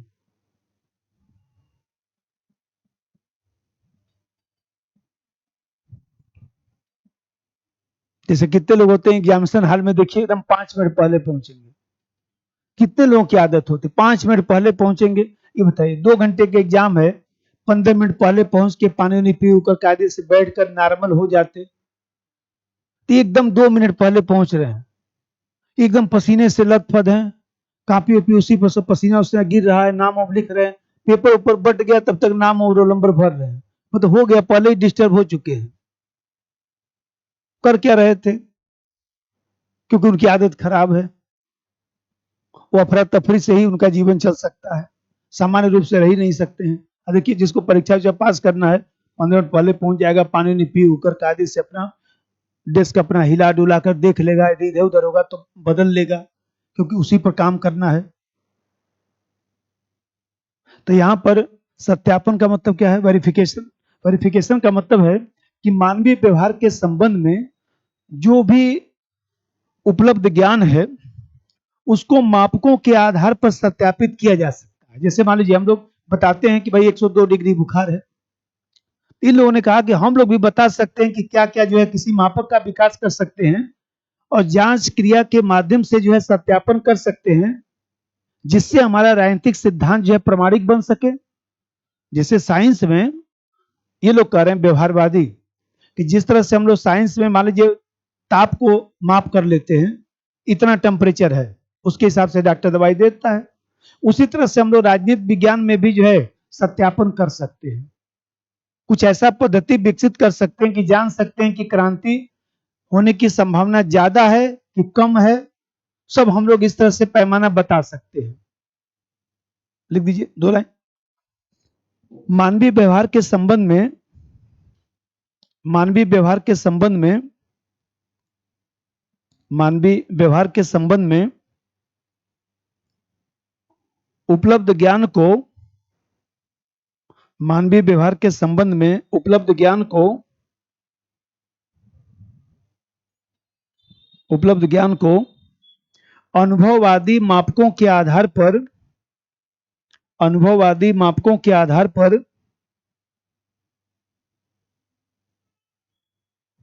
अनुभववादी मापकों के आधार पर जांच की जा सकती है।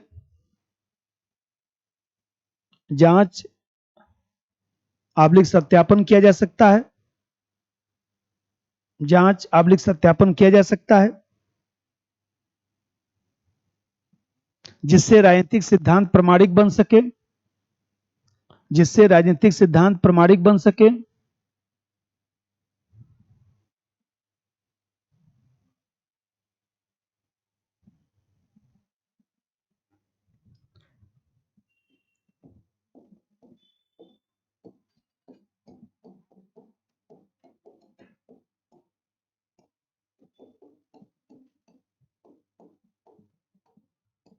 यूज ऑफ टेक्निक,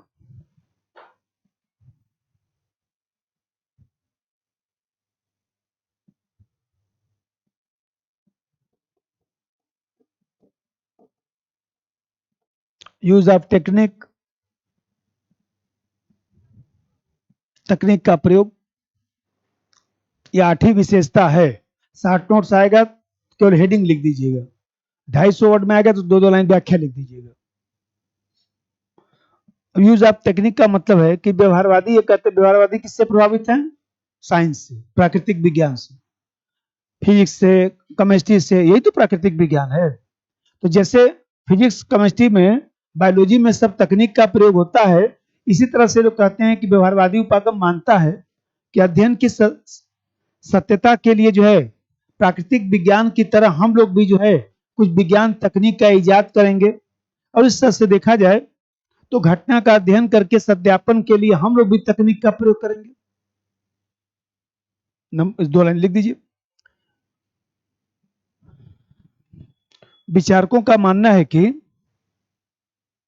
अध्ययन की सत्यता के लिए, विचारकों का मानना है कि अध्ययन की सत्यता के लिए, अध्ययन की सत्यता के लिए प्राकृतिक विज्ञान की तरह,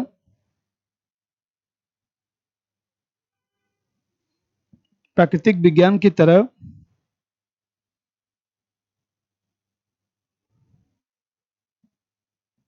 विज्ञान तकनीक अपनाया जा सकता है, विज्ञान तकनीक अपनाया जा सकता है, जिससे राजनीतिक विश्लेषण वस्तुनिष्ठ बन सके, जिससे राजनीतिक विश्लेषण वस्तुनिष्ठ बन सके।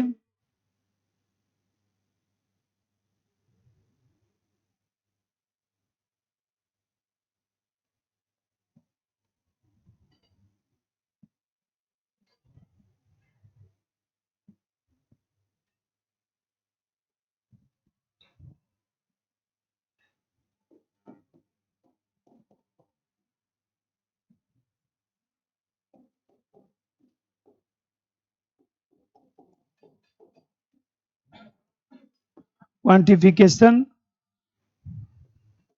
परिणाम नीकरण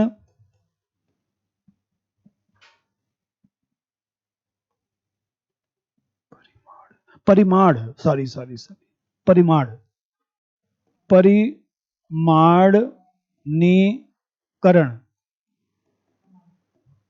या प्रमाणीकरण भी इसको कहा जाता है, इसको प्रमाणीकरण भी कहा जाता है, प्रमाणीकरण भी कहते हैं।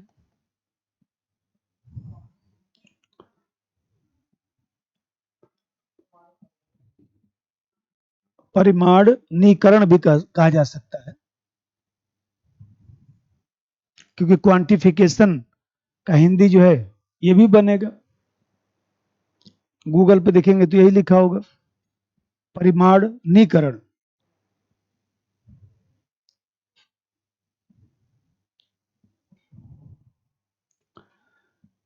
देखिए, परिमाणीकरण का मतलब ये होता है कि सूक्ष्म विश्लेषण करना।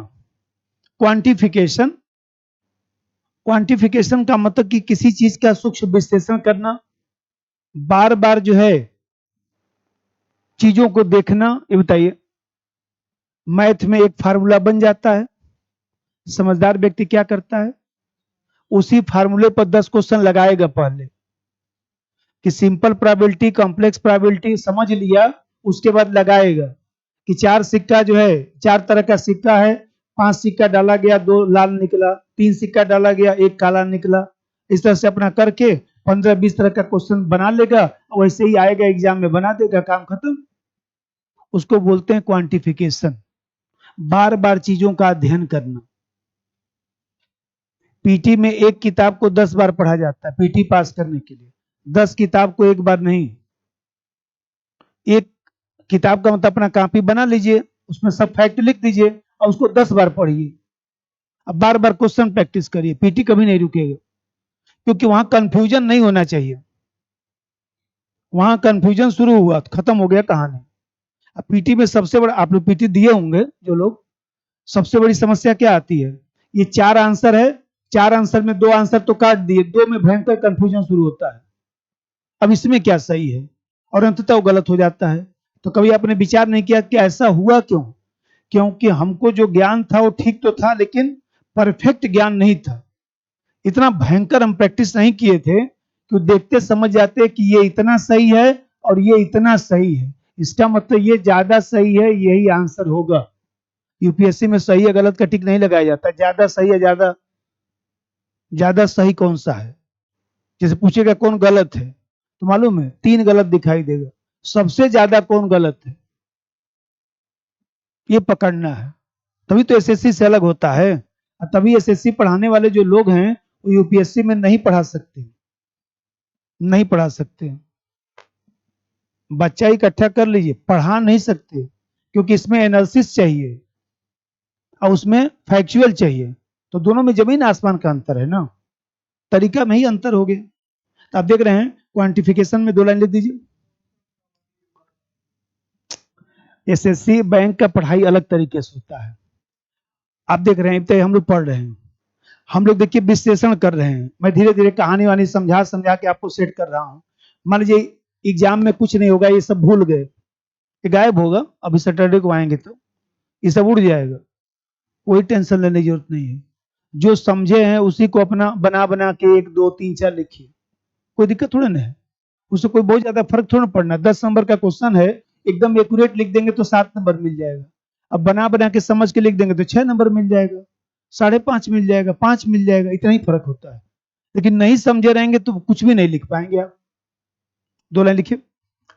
इसका अर्थ है सूक्ष्म पर्यवेक्षण करना, सूक्ष्म पर्यवेक्षण करना, सूक्ष्म पर्यवेक्षण करना,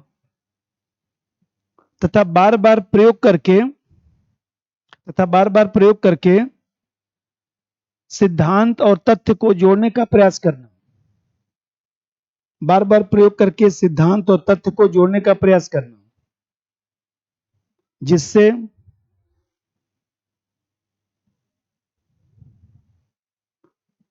स्पष्टता तथा निश्चितता आ सके, स्पष्टता तथा निश्चितता आ सके,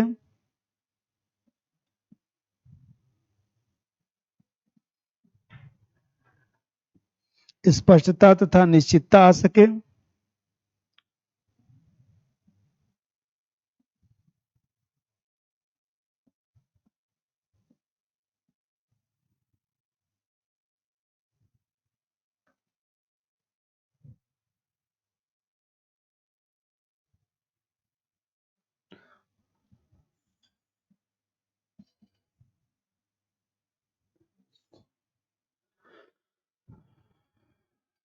पांचवा बस समझिए, सिस्टमेटाइजेशन, व्यवस्थित अध्ययन करना, व्यवस्थित अध्ययन,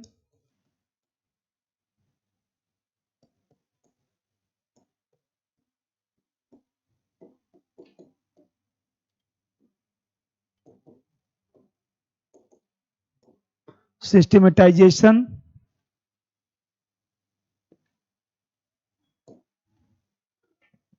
सिस्टमेटाइजेशन, व्यवस्थित अध्ययन करना,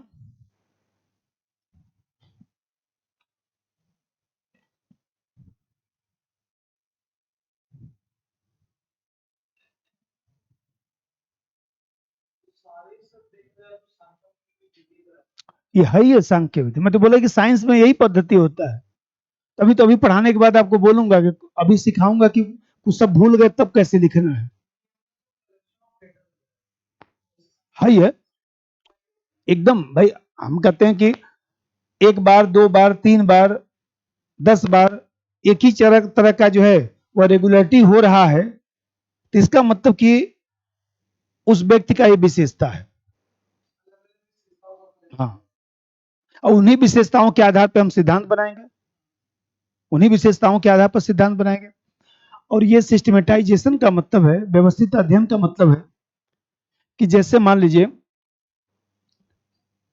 जिस तरह से साइंस में जो है पहले आंकड़े एकत्रित किए जाते हैं, कुछ अनुसंधान कार्य मान लीजिए हम लोग शुरू जब करते हैं तो अनुसंधान कार्य से प्राप्त जो निष्कर्ष है उसके आधार पर सिद्धांत का निर्माण करते हैं कि जो भी हमने अनुसंधान कार्य शुरू किया है, जो भी हमारा निष्कर्ष आया है, उसके आधार पर हम सिद्धांत बनाएंगे ना। अनुसंधान द्वारा सिद्धांत बनाया जाना, पहले सिद्धांत रचना नहीं। जैसे प्लेटो क्या किया, दार्शनिक राजा मान लिया, और फिर दार्शनिक राजा मानकर और उसको अब लगा अब दार्शनिक राजा को एकदम न्याय संगत घोषित करने कि शिक्षा प्रणाली लागू कर दिया कि लंबी शिक्षा प्रणाली होगी, फिर लागू कर दिया कि परिवार विषयक साम्यवाद होगा, फिर लागू कर दिया कि संपत्ति विषयक साम्यवाद होगा, और इस तरह से अंत में प्रूफ कर दिया कि दार्शनिक राजा हमारा ऐसे बनेगा। तो पहले दार्शनिक राजा की कल्पना वो कर लेता है, अब बाद में जो है चीजों को ला ला कर पुष्ट करता है। साइंस का ये तरीका नहीं होता है। साइंस में जो मिलेगा वो मैं बताऊंगा। जैसे अभी मैं बता रहा था कि हम लोग प्रयोग किए, तो मान लीजिए प्रयोग किए तो दूसरी बात थी कि मान लीजिए नंबर कट जाता, इसलिए एक व्यक्ति भाग कर जाके पहले पता करके आता था कहाँ तार टूटा हुआ है। एक आइडिया लग गया कि 100 मीटर पर तार टूटा हुआ है। अब मान लीजिए 98.5 हम लोग का आंसर आ रहा है, तो हम लोग भी खुश रहते थे कि 100 मीटर पर तार टूटा हुआ है। अब सर ने आया कलेक्शन, सर देखे हो कि चलो इतना आया है, चलो फीता लो, चलो चेक करवाओ। तो चेक क्या करवाना है, अब यही हम लोग बोल देते सर पहले से ही चेक है। एक व्यक्ति गया था, तार देख के आया था, जब आप तोड़ने गए थे तो वो सर जाते थे तो बीच में तोड़ के आते थे, एक व्यक्ति वहीं बैठ के देखता रहता था कहाँ तोड़ रहे हैं। अंदाजा तो लग ही जाता था कि 200 मीटर है कि 100 मीटर है। तो अब मान लीजिए वो तो प्रैक्टिकल था, तो यहाँ पर अब हम लोग को नहीं पता चलता, तो हम लोग तो जो निकलता वही ना लिखते आंसर। तो यहाँ पर साइंस की जो पद्धति है उसको हम लोग व्यवस्थित अध्ययन कहते हैं। लिख दीजिए 2 लाइन। पहले अनुसंधान का कार्य किया जाना चाहिए, पहले अनुसंधान का कार्य किया जाना चाहिए, पहले अनुसंधान का कार्य किया जाना चाहिए, और इन अनुसंधानों से प्राप्त, और इन अनुसंधानों से प्राप्त निष्कर्ष के आधार पर, इन अनुसंधानों से प्राप्त निष्कर्ष के आधार पर सिद्धांत का निर्माण किया जाए।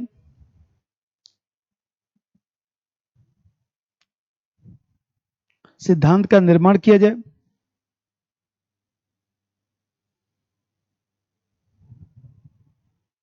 सिद्धांत का निर्माण किया जाए।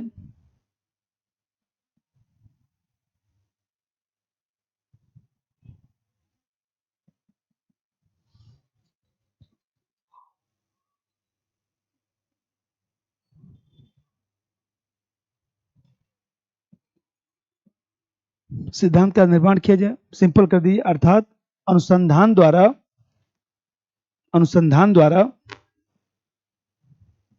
जो सिद्धांत बने उसे स्वीकार करना,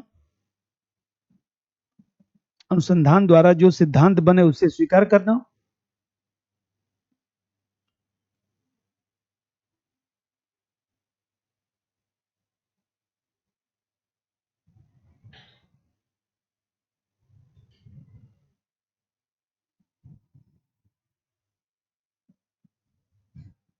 छठा बात समझिए,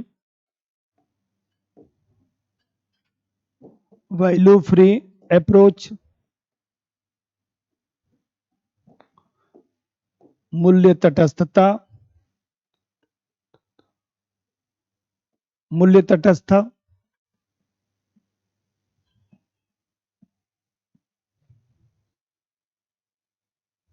मूल्य तटस्थता, वैल्यू फ्री अप्रोच, हाँ वो भी वो लिख सकते। वैल्यू फ्री अप्रोच का मतलब है कि हमारा जो वैल्यू है उसको हम नहीं मिलाएंगे,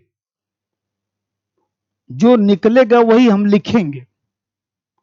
इसका मतलब यह हुआ कि राजनीतिक वैज्ञानिक जो निष्पक्षता बनाए रखने के लिए क्या करेगा, जब किसी चीज का अध्ययन करेगा तो अपना जो मूल्य है, अपनी जो मान्यता है,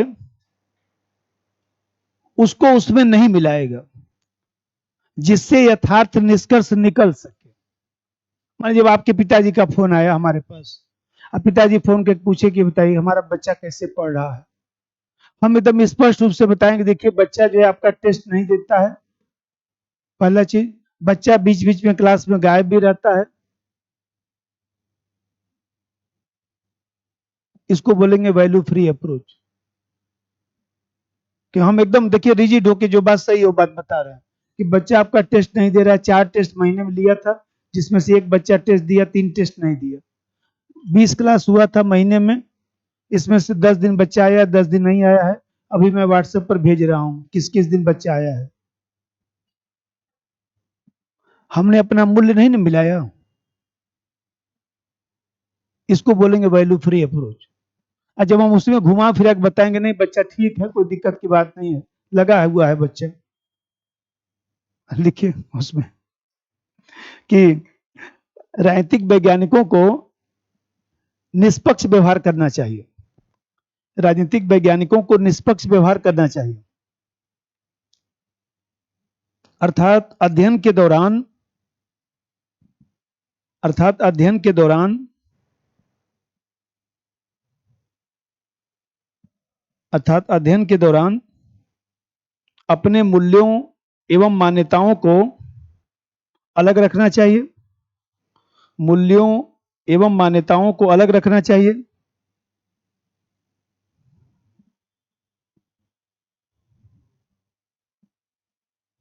जिससे यथार्थ निष्कर्ष निकल सके, जिससे यथार्थ निष्कर्ष निकल सके,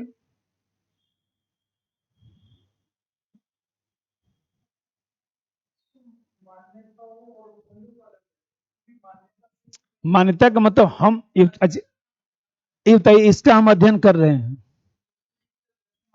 इसको हम तोड़ रहे हैं, फिजिक्स में इसको तोड़ रहे हैं, ये बताइए इसको हम पीट रहे हैं तो रो रहा है ना, इसको हम तोड़ के अलग कर रहे हैं सब, तो रोएगा, ये रोएगा कि नहीं? हाँ, ये एजम्पशन है कि हमने मान लिया निर्जीव है, हम अपना मूल्य कुछ मिला थोड़े रहे हैं। जब हम ये सोचेंगे, मान लीजिए इसको हम इससे पिन से दबा रहे हैं, अब मैं ये सोचूं कि दबा रहा हूं बहुत इसको दर्द हो रहा है, छोड़, इसका मतलब कि हमने अपना मूल्य मिला दिया। हम किसी चीज का अध्ययन करेंगे तो अभी तो बोला हूं, अभी नहीं बोला हूं कि आपके पिताजी का फोन आया और हमने ये बात बताया और आप बाद में आके बोले सर ऐसा क्यों बोल दिए, जानते अब तो घर बुला रहे हैं, थोड़ा सा घुमा दिए होते। तो मान लीजिए भाई मैं कहूं कि देखिए मैं तो साइंटिफिक अप्रोच अपनाया हूं, जो स्थिति है आपने, मैं कोई झूठ तो बोला नहीं हूं, आपने केवल 2 ही टेस्ट दिया, एक टेस्ट दिया, मैंने बता दिया, 10 दिन आए थे भी मैंने बता दिया कि 10 दिन आप गायब थे, फिर ये भी मैं बता दिया कि उधर जो दिखाई दे रहे थे सड़क पर, क्लास चल रहा था तो मान लीजिए हमें कहते हैं, आप बोलेंगे कि एकदम सर थोड़ा सा संभाले होते, हम कहें नहीं नहीं मैं संभाल ही नहीं सकता हूं। तो ये वैल्यू फ्री अप्रोच, हम अपनी मान्यता को इसमें नहीं मिलाएंगे। जिसे हम नहीं कठोर सत्य बोलते हैं, हमको ढंग से पढ़ लीजिए, ऐसे आईएएस नहीं निकलेगा। आपको बुरा तो लगता है, लेकिन देखिए हमारे सेहत तो कोई असर नहीं, क्योंकि भाई मैं तो सही बात बोलूंगा कि यदि बनना है तो थोड़ा सा कायदे से पढ़ना पड़ेगा भाई, इतना भी हल्के मत परीक्षा लीजिए। क्योंकि हम भी परीक्षा दिए हैं, थोड़ा बहुत फेल पास हुए हैं, और काफी लोग घर में भी हैं, और काफी लोगों को बनाया भी हूं, लेकिन सब अनुभव से कहता हूं, सब सामाजिकता छोड़ दीजिए, सामाजिकता को ऐसे निकाल कर कहीं रख दीजिए। घर वालों को बोल दीजिए कि मान लीजिए कि हमारे जीवन में 2-3 साल नहीं आया, घर वालों को स्पष्ट बोल दीजिए कि हमारे जीवन में 2 साल नहीं आया, न 24 आया न 25 आया, मैं इकट्ठे 23 के बाद 26 में अवतरण लूंगा। होली, दीपावली, दशहरा, रक्षाबंधन, सब त्योहार मन जाए और तैयारी हो जाए, दिक्कत हो जाएगा। कठोर बोल रहा हूं ना, लेकिन है तो वास्तविकता यही। अब जाएंगे, पता नहीं दशहरा 10 दिन मना के आए, मान लीजिए 1 महीना होली मना के आए, तो कैसे तैयारी होगा? क्योंकि हम तो 2 दिन से ज्यादा छुट्टी करेंगे नहीं, और आप 10 दिन मना के आएंगे तो फिर तो छूटेगा कोर्स। अब बाद में बोलेंगे सर गड़बड़ हो गया, गड़बड़ हो गया तो आपकी वजह से हुआ ना, मैं तो कहाँ मना किया। इसलिए बोला हूं कि चलिए इसको, मूल्य तटस्थता हो गया। नंबर 7 प्योर साइंस, मूल्य तटस्थता लिख दिए ना। नंबर 7 प्योर साइंस, शुद्ध विज्ञान, शुद्ध विज्ञान या विशुद्ध विज्ञान एक ही बात है।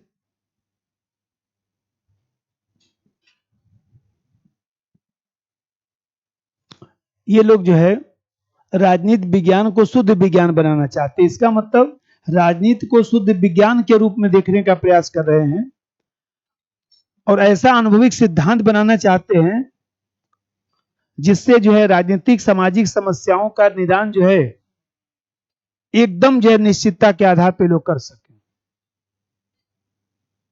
जैसे साइंस में वही बताइए कि किसी को कुछ कैंसर हो गया, मान लीजिए, देखिए किसी को हाथ में कैंसर हो गया, डॉक्टर के पास गए, अब यहां तक ये जहर फैल गया है, तो डॉक्टर क्या बोलता है, यहां से काट दें?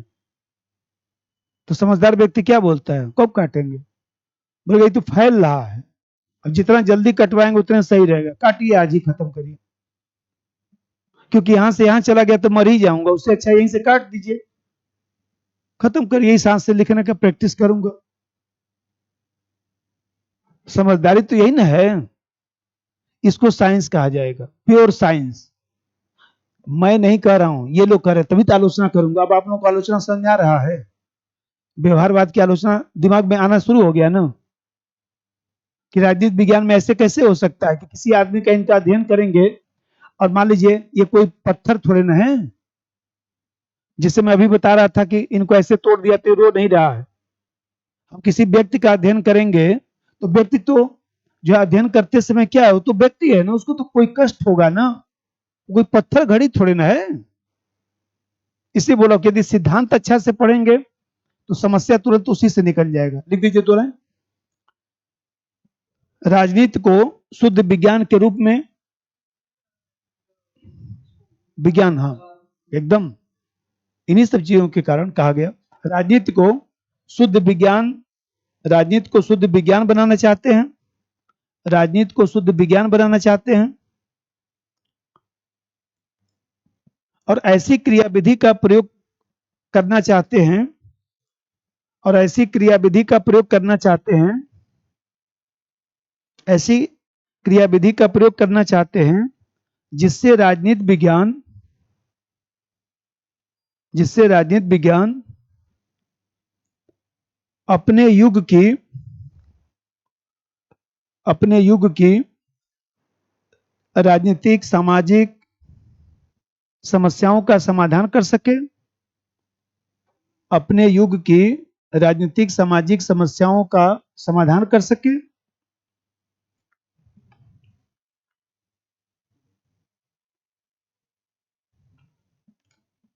राजनीतिक सामाजिक समस्याओं का समाधान कर सके। राजनीतिक सामाजिक समस्याओं का समाधान कर सके।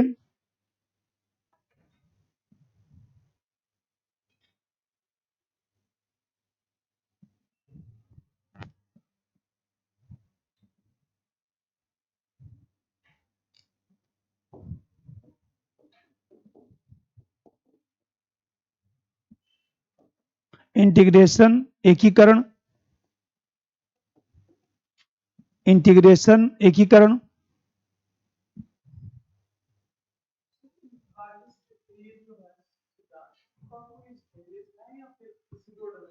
किसी भी आइटम लिख दीजिए, 8 लिखना है। इंटीग्रेशन मानव जीवन का एकीकृत अध्ययन। इंटीग्रेशन का मतलब होता है कि मानव जीवन का एकीकृत अध्ययन किया जा सकता है। मतलब कि एकीकरण का मतलब यहां पर यह है कि जो राजनीति विज्ञान है, उस राजनीति विज्ञान में जो है, जैसे शरीर के अंग एक दूसरे से जुड़े हुए हैं। आपका यदि हाजमा ठीक नहीं है तो सर में दर्द भी होगा। मान लीजिए आपका दिमाग भी सही नहीं काम करेगा। सब एक दूसरे से जुड़ा हुआ है।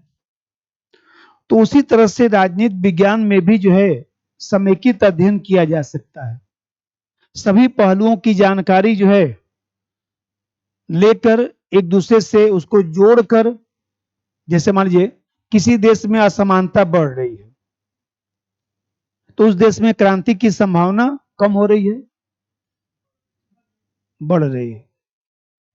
आपने कहा ना तुरंत, कम नहीं होगा, बढ़ जाएगा। असमानता क्रांति की जननी है। अब विषमता बढ़ेगा तो क्रांति की संभावना बढ़ेगा।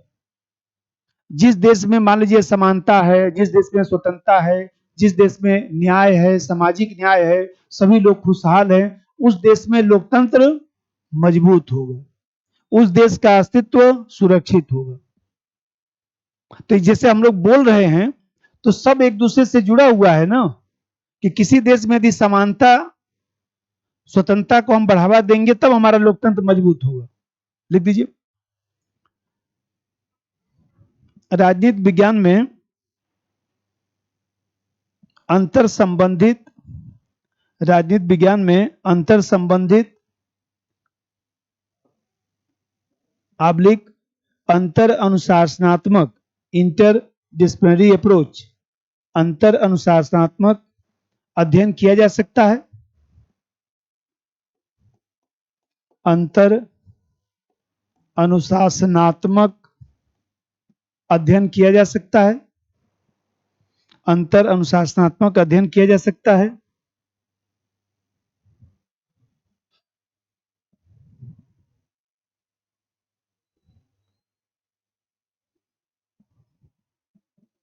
अर्थात सभी पहलुओं को आपस में जोड़कर, सभी पहलुओं को आपस में जोड़कर समेकित अध्ययन हो सकता है।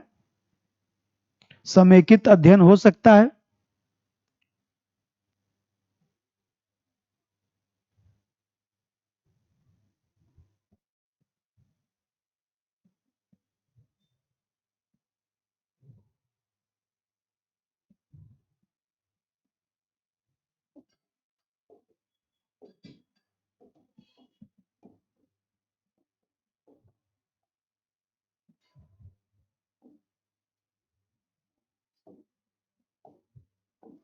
इंटरडिसिप्लिनरी स्टडी उसको कहते हैं, सब आपस में एक दूसरे से जोड़ जोड़ के अध्ययन करना।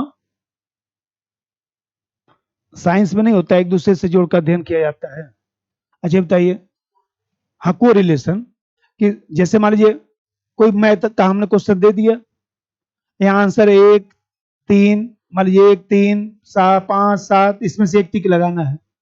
तो पहले तो हम क्या करेंगे, पहले क्वेश्चन पढ़ेंगे, इसी में से आंसर 3 सेट करके देखेंगे सेटिस्फाई कर रहा है, ठीक, खत्म। लगाऊंगा थोड़ा ना पूरा। टिक लगाने वाले मैथ के क्वेश्चन में पूरा थोड़ा लगाया जाता है। इसी में से 3 रख के देख लूंगा कि सेट हो रहा है कि नहीं। नहीं क्वेश्चन पूछता है कि 20 साल के बाद पिता जो है अपने दादा के उम्र का 3 गुना हो गया, नहीं आता क्वेश्चन। 3 का गुणा करिए, 3 लिखिए, उसी में अभी निकल जाएगा। यही तो होता है ना। लगेंगे लगाने, इक्वेशन बनाने, सॉल्व करने तो टाइम लगेगा, इतना टाइम कहाँ है। तो इसको हम लोग कहते हैं इंटरडिसिप्लिनरी अप्रोच। तो यहां पर एक दूसरे से जोड़कर अध्ययन किया जाएगा, समेकित अध्ययन किया जाएगा। 8 विशेषता हो गया। ठीक, अब चलिए समस्या।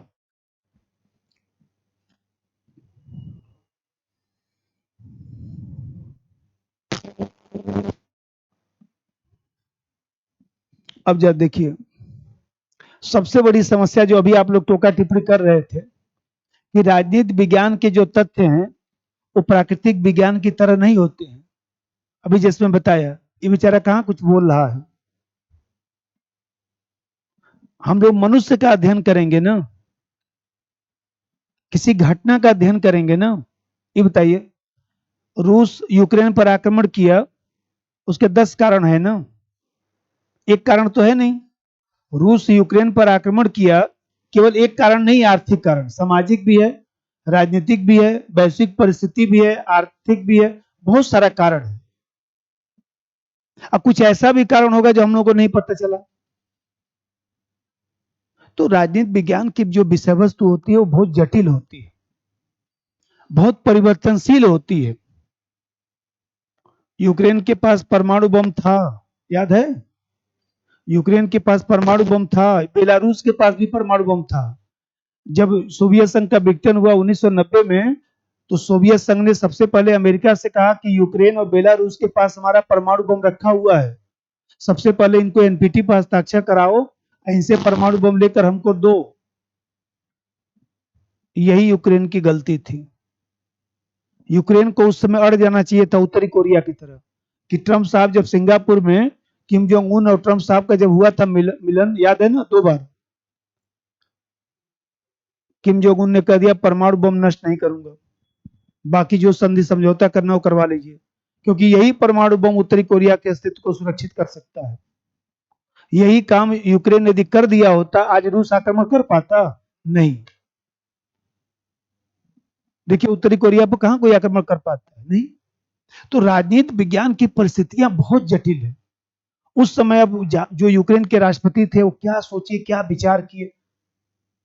उनको सोचना चाहिए था कि अब मैं अलग देश बन रहा हूं और राष्ट्रीय सुरक्षा से मैं अब कोई समझौता नहीं कर सकता हूं, क्योंकि राष्ट्रीय सुरक्षा उत्तरजीविता का मसला है। इससे ज्यादा प्राथमिक राष्ट्रीय हित किसी देश का हो ही नहीं सकता है। जैसे व्यक्ति का जीवन सबसे महत्वपूर्ण चीज है, वैसे ही किसी देश का जो है राष्ट्रीय सुरक्षा सबसे महत्वपूर्ण चीज है। उससे कोई समझौता नहीं हो सकता है। और राष्ट्रीय सुरक्षा के संबंध में जो भी हमारे पास यंत्र तंत्र है, उससे मैं समझौता नहीं कर सकता हूं। आज मान लीजिए अमेरिका कर दे भारत को कि आप अपना परमाणु बम नष्ट कर दीजिए, मैं आपको जो है वो दूसरे नंबर की अर्थव्यवस्था बनवा दूंगा। भारत नष्ट करेगा? नहीं। नंबर 1, राजनीति विज्ञान के तथ्य प्राकृतिक विज्ञान की तुलना में, राजनीति विज्ञान के तथ्य प्राकृतिक विज्ञान की तुलना में जटिल एवं परिवर्तनशील है। जटिल एवं परिवर्तनशील है। जटिल एवं परिवर्तनशील है। अतः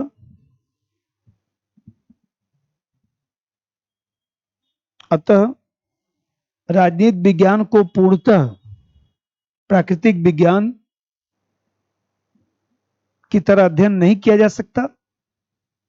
राजनीति विज्ञान को पूर्णतः प्राकृतिक विज्ञान की तरह अध्ययन नहीं किया जा सकता।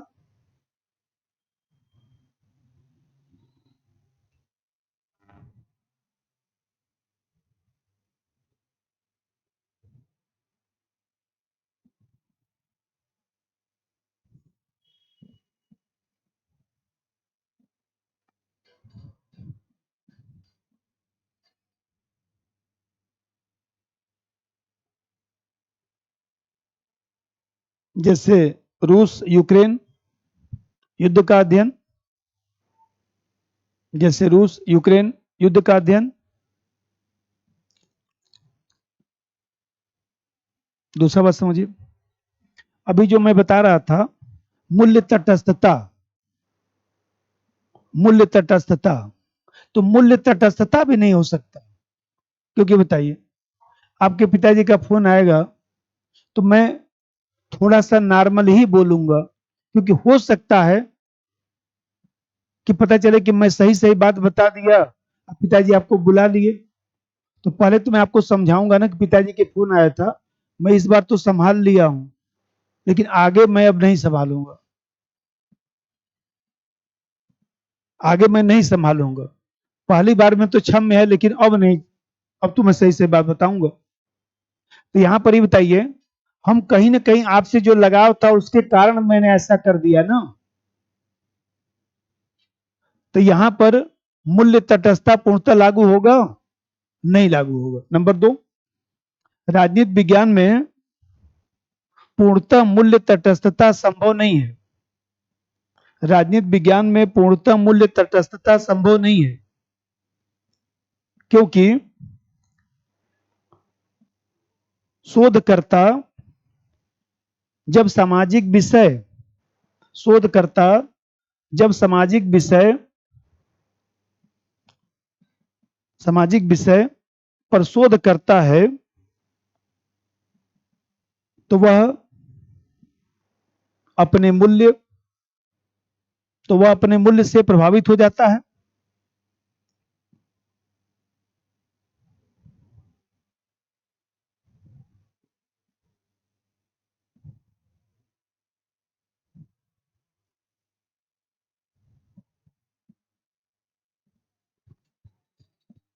इसी का देखिए, ये बताइए, राजनीति विज्ञान में परिस्थितियों के अनुसार नियम कानून बनता है। राजनीति विज्ञान में परिस्थितियों के अनुसार नियम कानून बनता है। हर परिस्थिति में एक ही कानून लागू नहीं हो सकता है। आज महिला आरक्षण दिया गया, कभी ऐसा भी स्थिति था जब महिलाओं को पढ़ाया भी नहीं जाता था। कभी ऐसा स्थिति था जो समुद्र जाता था तो उसको गांव निकाला कर दिया जाता था, और आज समुद्र पार जाने के लिए लोग परेशान हैं। अंतर आ गया कि नहीं? लिखिए, नंबर तीन, राजनीति विज्ञान में परिस्थितियों के अनुसार नियमावली कानून की रचना होती है। राजनीति विज्ञान में परिस्थितियों के अनुसार नियमावली कानून की रचना होती है।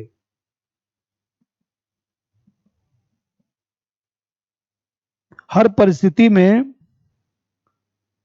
एक ही नियम कानून लागू नहीं हो सकता।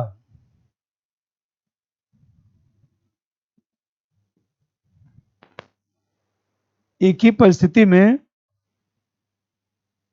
हर परिस्थिति में एक ही नियम कानून लागू नहीं हो सकता। जैसे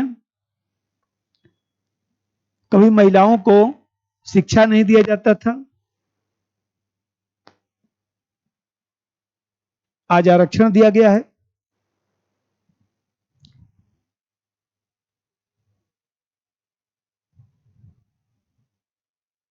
आज आरक्षण दिया गया है। आज आरक्षण दिया गया है।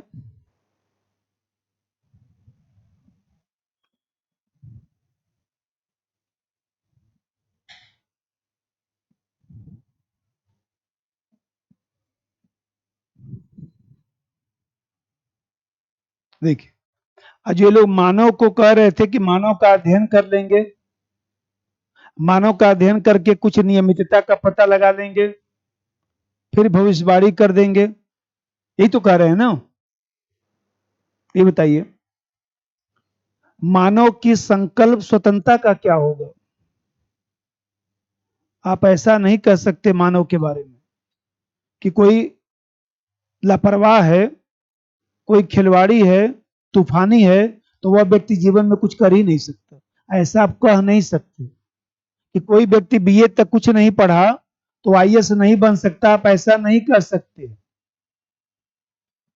ट्वेल्थ जो फेल मूवी है, मान लीजिए, ये बताइए, वो तो व्यक्ति गांव में मान लीजिए कूद फान रहा था, वो कभी सोचा था कि आईपीएस बन जाएंगे? सही की घटना है ना।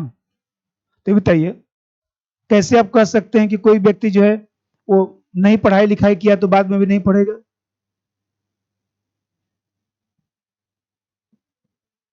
इमैनुअल कांट का नाम सुने होंगे। कांट फिलॉसफी से लगाए जो है इकोनॉमिक्स तक, पॉलिटिकल साइंस में, सब जगह कांट। तो कांट जो है, अरे प्लेटो को लीजिए, प्लेटो तो पहलवानी करता था और क्या, तो तूफानी व्यक्ति था। तो बताइए प्लेटो कहां से कहां सोच लीजिए।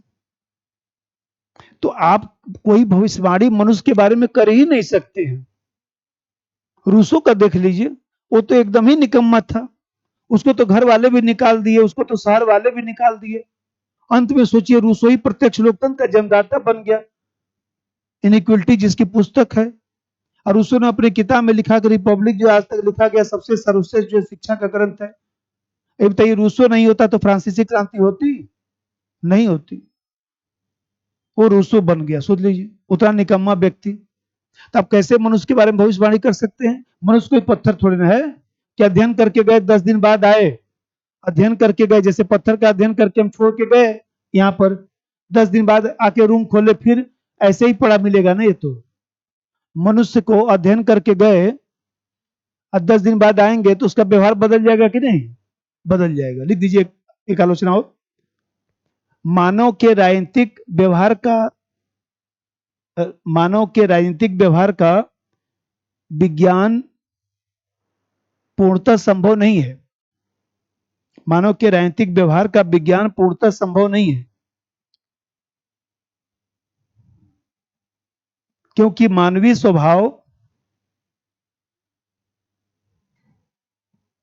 स्वभाव परिस्थितियों से बदलता है,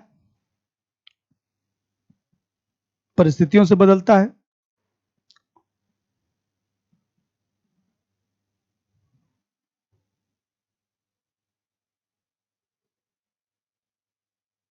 और साथ ही मनुष्य स्वतंत्र संकल्प शक्ति रखता है, स्वतंत्र संकल्प शक्ति रखता है, स्वतंत्र संकल्प शक्ति रखता है, स्वतंत्र स्वतंत्र संकल्प शक्ति रखता है। वही जो बताया हूं, सुधर गया एकदम। मतलब ये सोचिए तूफानी व्यक्ति, जैसे मान लीजिए अभी मैं बताया ना गोपाल भैया, गाजीपुर में, गाजीपुर का नाम सुने होंगे, गाजीपुर के वो लोग रहने वाले हैं भाई। वो सबसे बड़े लड़के थे, 5 भाई। फूफा जी हमारे परेशान हो गए, इनको ले जाकर पहुंचाए हमारे पिताजी के यहाँ कि यहीं रहेगा। यहाँ पर भी चूंकि हमारे पिताजी थोड़ा नेता आदमी थे, तो अपना थाने होने में कुछ हो जाए इधर उधर अपना सब चलता रहता था उनका। लेकिन अति कर दिया, किसी को चाकू मार देना, किसी को कुछ मार देना, एकदम कुछ कुछ होता ही रहता था। अंत में गांव में मान लीजिए, जानते हैं कि कोई व्यक्ति एकदम तूफानी होता है, पहले उसका शादी ब्याह करा दिया जाता है, शादी ब्याह करा दिया गया। अब उसके बाद उनका हृदय कुछ परिवर्तन हुआ, फिर बोले कि हम जाएंगे बीएचयू पढ़ने के लिए। तो चूंकि अब सब लोग बीएचयू में पढ़ाते थे तो एडमिशन हो जाता था, आजकल में टेस्ट होता है, पहले तो ऐसे ही हो जाता था। पिताजी बोले कि क्या पढ़ोगे, बोले नहीं हम एमए करेंगे। चलिए नाम लिखा गया पॉलिटिकल साइंस में। देखिए वो व्यक्ति 2 साल तक चुपचाप हॉस्टल में नाम लिखा के पढ़ा, एक बार नहीं हुआ, दूसरी बार 13वीं रैंक थी। सोच लीजिए अभी भी थाने मुकदमा चलता है, वहां आईएएस अधिकारी, अभी मुकदमा चलता रहता है उनका, कुछ आता रहता है लिख पढ़कर। ये बताइए कि व्यक्ति के संकल्प स्वतंत्रता का क्या होगा। कोई व्यक्ति सुधर भी तो सकता है, ये क्यों भूल गए कि कोई व्यक्ति नालायक है तो नालायक ही रहेगा रूसो की तरह। भाई रूसो तो नालायक था ही, उसका कोई पढ़िएगा जीवनी, किसने पढ़ा, किया आपने पढ़ा तो रूसो देखिए उसका घुमंतु नाम ही था, वो घूमने फिरने वाला था। और जो ऐसे लिखा, घूम कर जो ऐसे लिखा था, वो पूरे वर्ल्ड में वो फेमस हो गया ऐसे उसका, इनइक्वलिटी जो लिखा, उसी पर तो, उसी ऐसे का तो किताब लिखा गया है। चलिए 3-4 हो गया इसमें ना, ठीक है, एक और आलोचना इसमें से लिख डालिएगा।